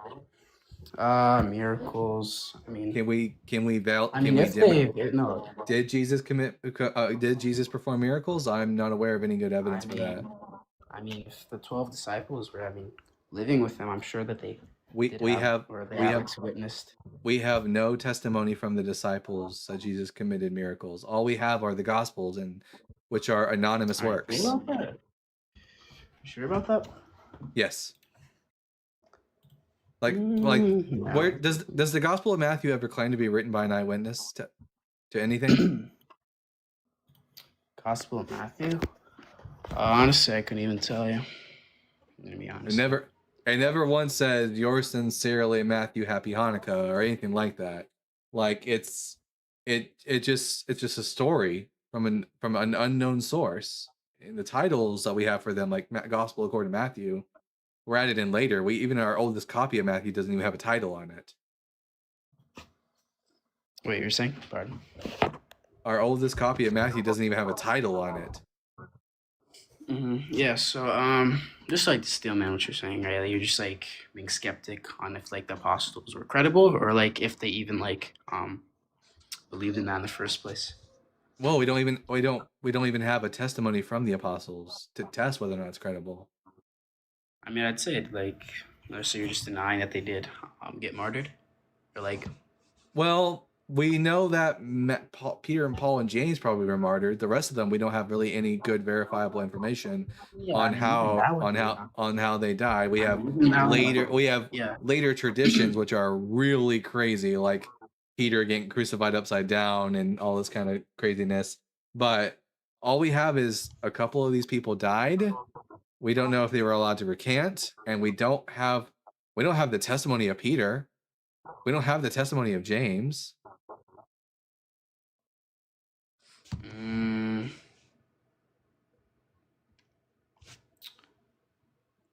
I don't know. Everything I'm searching up says otherwise. But I mean, even if I get if you just what's your source that's saying otherwise? Here, BYU Religious Studies Center. BYU. I bet you I could pull up papers from BYU that agree with the consensus of scholarship that the Gospels are anonymous. I got Dr. Dan McClellan, who writes for BYU quite extensively, and he said repeatedly, he confirms the consensus that the Gospels are anonymous. I was referring to the apostles, the disciples. What? No, I was referring to the apostles. Yeah. Oh, we don't have any. We don't have. Can you name one testimony from the apostles? Any document written by them where they testify? Right here.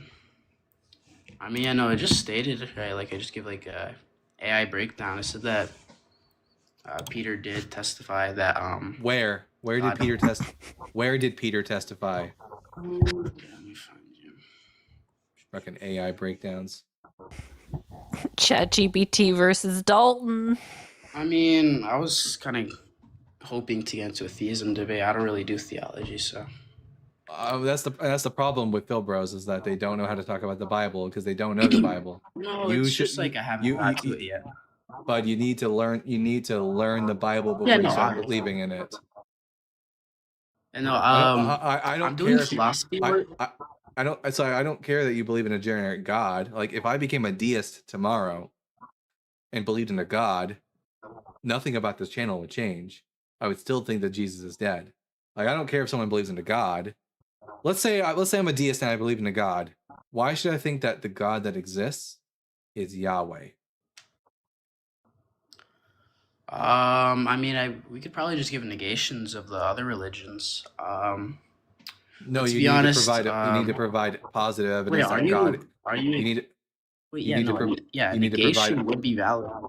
No, it wouldn't. You would if you negated all these other religions. Well, you would just be left with you would be left with a generic God. You'd have to provide positive evidence that your God is identified as a particular God. Are you agnostic or? I'm agnostic atheist. But if I was a deist, let's pretend I'm a deist and I believe that there is a God. Why should I think that God is Yahweh? I could probably just say like, just negate the 9,000 religion.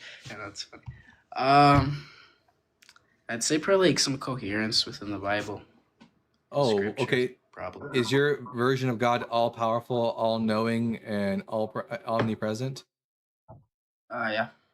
Then that's not the God. That's not Yahweh. Yeah. The God of the Bible isn't all knowing. Isn't all knowing? Yes, they are. Would you like an example? I mean, if you're gonna bring in, if you're just gonna bring up something within like Jesus stating something. No, I'm gonna bring up Yahweh, not Jesus. I'm gonna bring up Yahweh. So Genesis chapter. I'm sure you're familiar with the story of Sodom and Gomorrah. Present it. Yeah. And then right before the story of Sodom and Gomorrah, God and Abraham meet up at Abraham's tent, and they're walking about and they're going on their way to Sodom, and then God says something quite interesting to Abraham. Let's see. Then the Lord said, "How great is the outcry against Sodom and Gomorrah, and how very grave their sin! I must go down and see whether they have done altogether according to the outcry that has come to me, and if not, I will know. So first and foremost, Yahweh has to travel to Sodom. He's not already there. He has to travel there to see if what he has heard is as bad, and only then will he know. So neither is he omnipresent, nor is he all-knowing in this story. I don't hold. No, I actually have contentions with God being omnipresent. Considering that, like, if God was truly omnipresent, he wouldn't be atemporal. That would just lead to some sort of contradiction. The God of the Bible isn't atemporal. Well, yeah. There's obviously going to be different denominations, right? I mean, no, the Bible never You makes can't the just claim like that. you can't just like bluntly claim like, oh, you have to believe this. The Bible never once claims that God exists outside of time and space. Oh my God. Yeah. So yeah, no. If he was temporal, do you not think that would like arise some sort of contradiction? I'm sure it would, which is why Christians had to create the exactly. idea. Which Which is why Christians had to come up with the idea of God being spaceless and timeless. But the God of the Bible exists within the cosmos, and he exists temporally. That would just be like a classical theist view, not even just Christian. What? No, you made the claim that you thought God was. You think God is atemporal and like timeless and spaceless, right? Yeah. The God of the Bible isn't that. Yeah, can you say how? Yeah, like the Bible never once says that God exists outside of space and time. I don't even hold to sola scriptura, but okay, yeah, we could just use like a rational basis to prove that he would be this. It doesn't have to necessarily state that to be true. We could just infer. Then all you're doing. Stop filbroing all over my carpet, please. You're making a mess. All you're doing right now. All you're doing now is you're taking a description of an ancient Near Eastern god. I know you're getting cooked right now and you don't like it. All you're doing right now is you're taking the description of an ancient Near Eastern god. All you're doing right now, I'm trying to dumb it down for you, bud. All you're doing right now is you're taking the description of an ancient Near Eastern deity, and you have a conception of what a deity is supposed to be, and you're reading back onto this ancient deity what your conception of God is. But when we go to the work, like I'm going to treat the Hebrew Bible the same way I would treat any other ancient work. Marduk, if I want to know what Marduk is like, I need to go and read the works about Marduk. If I want to know what Yahweh is like, I need to go read the works about Yahweh. But like these post hoc philosophical innovations, I don't give a shit about that. If you can't demonstrate to me that the God of the Bible has these properties, then I'm just going to say you don't believe in the God of the Bible. Yeah, I don't hold to it being omnipresent. But you do hold to the fact that he's timeless and spaceless, but the Bible never says that. Yeah, the Bible makes it very clear. The Bible makes it very clear that God exists within space and he has to travel from point A to point B. He exists in the universe. He's walking with Abraham. He's walking. His feet are seen by the Israelites on Mount Sinai. He's walking through. Is there a logical contradiction? Between God, God can God be P and not P? Can he be outside of space and time, but also in space? Well, no, I wouldn't necessarily say that he would be inside of time just because he's in the physical world. But if he was like omnipresent, then he would have to be like temporal. Hold on, I need a quantinaut for this because aren't space and time interwoven? Yeah. Quantinaut. Him being in the physical world spiritually, right? Well, that's nonsense. That's nothing. So when we read the Hebrew Bible, what we see of Yahweh is we see a deity who has the Old Testament, what you call the Old Testament. When we read the Hebrew Bible, which is the text about Yahweh, what we see is a deity who has a body. He's got 2 arms, 2 legs, a head, a beard. He walks around. He walks around on his feet. He has a consort. He has kids. He has to travel from place to place just to learn things. And also he gets he loses battles against other gods. Do you think he has propositional knowledge? I don't know what that fucking means. I'm not the philosophy guy. I'm the Bible guy. Use normal people language. Yeah, do you know what a proposition? Do you not know what a proposition is? No, I know what propositions are. What's propositional knowledge? right? So like if someone says, or if they affirm something, right? So like if they say, "Oh, this is true," right? Um, like if I was to say that, "Oh, I'm holding a hot dog right now," that would be like some sort of like propositional like knowledge. Sure. I mean, God doesn't know if Sodom and Gomorrah are as evil as he's heard, so he has to travel to Sodom and Gomorrah to see if they're as bad as he has heard. He learns new things that he didn't know before.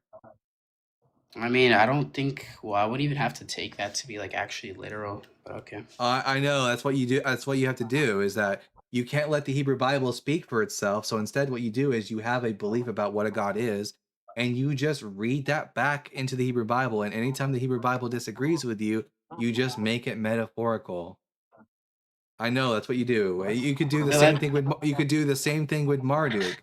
Marduk doesn't actually have a body, and he didn't actually spear He didn't actually spear Tiamat with an actual spear. These are all anthropomorphic language to describe how the great god Marduk has tamed the chaos and brings about harmony. You know, we can all do that shit, but it's boring, and we can all see what you're doing. You're just doing a post hoc rationalization. Post hoc? What? Yes, post hoc. You weren't aware of this. You're reading about it, and then you have a conception about what deity is, and then after the fact, you're just rationalizing away what the text clearly says. Wait, is there a problem with rationalizing? What? When you're just ignoring what the text actually says, yes, it just looks like you're making excuses for what the Bible like doesn't inferring. say. Yeah, So we're just inferring. when Yahweh said, "And then I will know," what does that mean? I mean, it's pretty self-evident, but why would I have to take it to be literal? Why would I metaphorize it? Why should I treat the Bible differently than Enuma Elish? Why should I treat it differently amongst all different ancient Near Eastern texts? Oh wait, you said what? Why should I treat the Hebrew Bible differently than every other work from the ancient Near East? Near East? Like what do you mean? Like give me an example. The Levant. Are you talking about like other religions? I don't get what you're trying to say. Why should I treat the Hebrew Bible differently than the Enuma Elish, for example, a work from Mesopotamia from around that same time period? Why should I give the Bible? Yes. Why should I treat these other? That's like a brutal burden shift because you're critiquing the Bible right now. No, Kepler, you're making the argument that I should metaphorize the Hebrew Bible. My stance is I treat the Hebrew Bible the same way I treat other works from the same time period in the same region. Why should I think that the Bible is somehow special from all these other works in the same time period in the same region? Yeah, this is just like an extreme goalpost shift, right? Because you were just. It's not a goalpost shift. Don't use words you don't know the meaning of. I know you really want to be a Phil bro, but Phil bros are not respected in these debate spots. People are respected. So why should I believe? Why should I treat the Hebrew Bible differently? I'll just keep muting you until I'm done, and you're gonna answer the question. You will either answer the question or you will end up running away, or I'll run out of time and I'll just drop you. One of those things is gonna happen. So, Kepler, why should I treat the Hebrew Bible differently than and he ran away. See, I'm a prophet. I just want a special plea for the Bible. It was boring as shit. I was like legitimately not like he was boring as shit. Yeah, 100%. He just didn't know anything that the text said. Comes in and thinks he can Phil bro his way out of it. But the problem is you do need to know the material you're debating with. And they want to so bad to see if they can squirm and itch and do whatever it is around the text to avoid actually contending what the text says. Phil bros, go read your Bible. Yeah, they love philosophy. They fucking hate reading the Bible. And this spot. I don't even blame them. It's a big book, and you know what? It's kind of boring in some places. There's a lot of names that are hard to pronounce. You know. Listen, Kepler, it's not my fault that you don't know anything about the Bible. I'm called the Bible guy, and we talk about the Bible in this channel. If you're not able to stay on topic and talk about the Bible, and if you're not able to give me a good reason why I should make the Bible special, then it's not. The default position is that the Bible isn't special until it is. That's the default position. I'm not burden shifting. The burden on you, if you want to make the claim that I don't read the Hebrew Bible the same way I wouldn't read like the Numa Elish, you need to give me a reason why I'm not reading the Bible the same way I read other ancient Near Eastern texts. But as he admitted, he hasn't really gotten to the Bible, so he can't really like stand the scrutiny on that. So it is what it is. Anyways, that was our last guest for today's live. We've been on for about 3 hours and 20 minutes now. So we don't have any more super chats. So who are we going to send a raid over to? Let's see. Is Godless Engineer live? Is that what I saw? Godless Engineers live. Johnny's live. I really want to be a pal and send one over to Godless. So yeah, on TikTok and YouTube, everyone go over to John's Godless Engineers TikTok live and tell him that the Bible guy sent you. Let's get his likes up. Let's get his views up. Because he's got great content. So it's just Godless Engineer. Should be easy to find. And with that, I've been the Bible guy. Hold on. I gotta put it in the chat. Give me a second. I think they can find Godless Engineer. I think it's easy enough. Because you've been misleading by 4th century medieval church fathers. That's why you don't believe. Why I don't believe has nothing to do with the church fathers. I don't believe in the Bible because of the Bible, not because of 4th century church fathers. Oh, I'm not saying that he's live on YouTube. Is he just live on the TikTok? If he's not live on YouTube, then on YouTube, y'all go check out Joel Read the Bible, and on TikTok, go check out Godless Engineer. Poop Man Jones, I'm too sniffly to go live. Yeah, she got big sniffles. Achu. My name is Achu. What is that off of? I don't know. Oh man, I'm just gonna bother me. I'm gonna have to Google it now. Anyways, so I think what we can summarize from this 3-hour talk we've had today, y'all, is that Jesus is dead, y'all, and we've been given no good reason to think otherwise. So, L Jesus, I guess. Anyways, I've been the Bible guy. Remember to keep reading, keep learning, and we'll see you all again on Thursday, 5 p.m. Central Standard Time. Bye.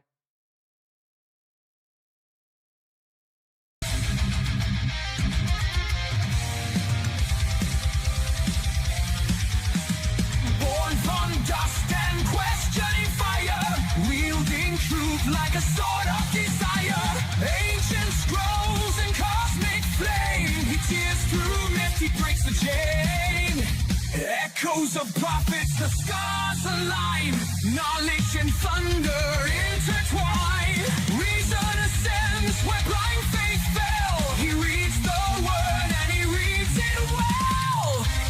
The Bible guy, seeker of the light, through time and fire he rides the night, with reason's blade and wisdom's cry.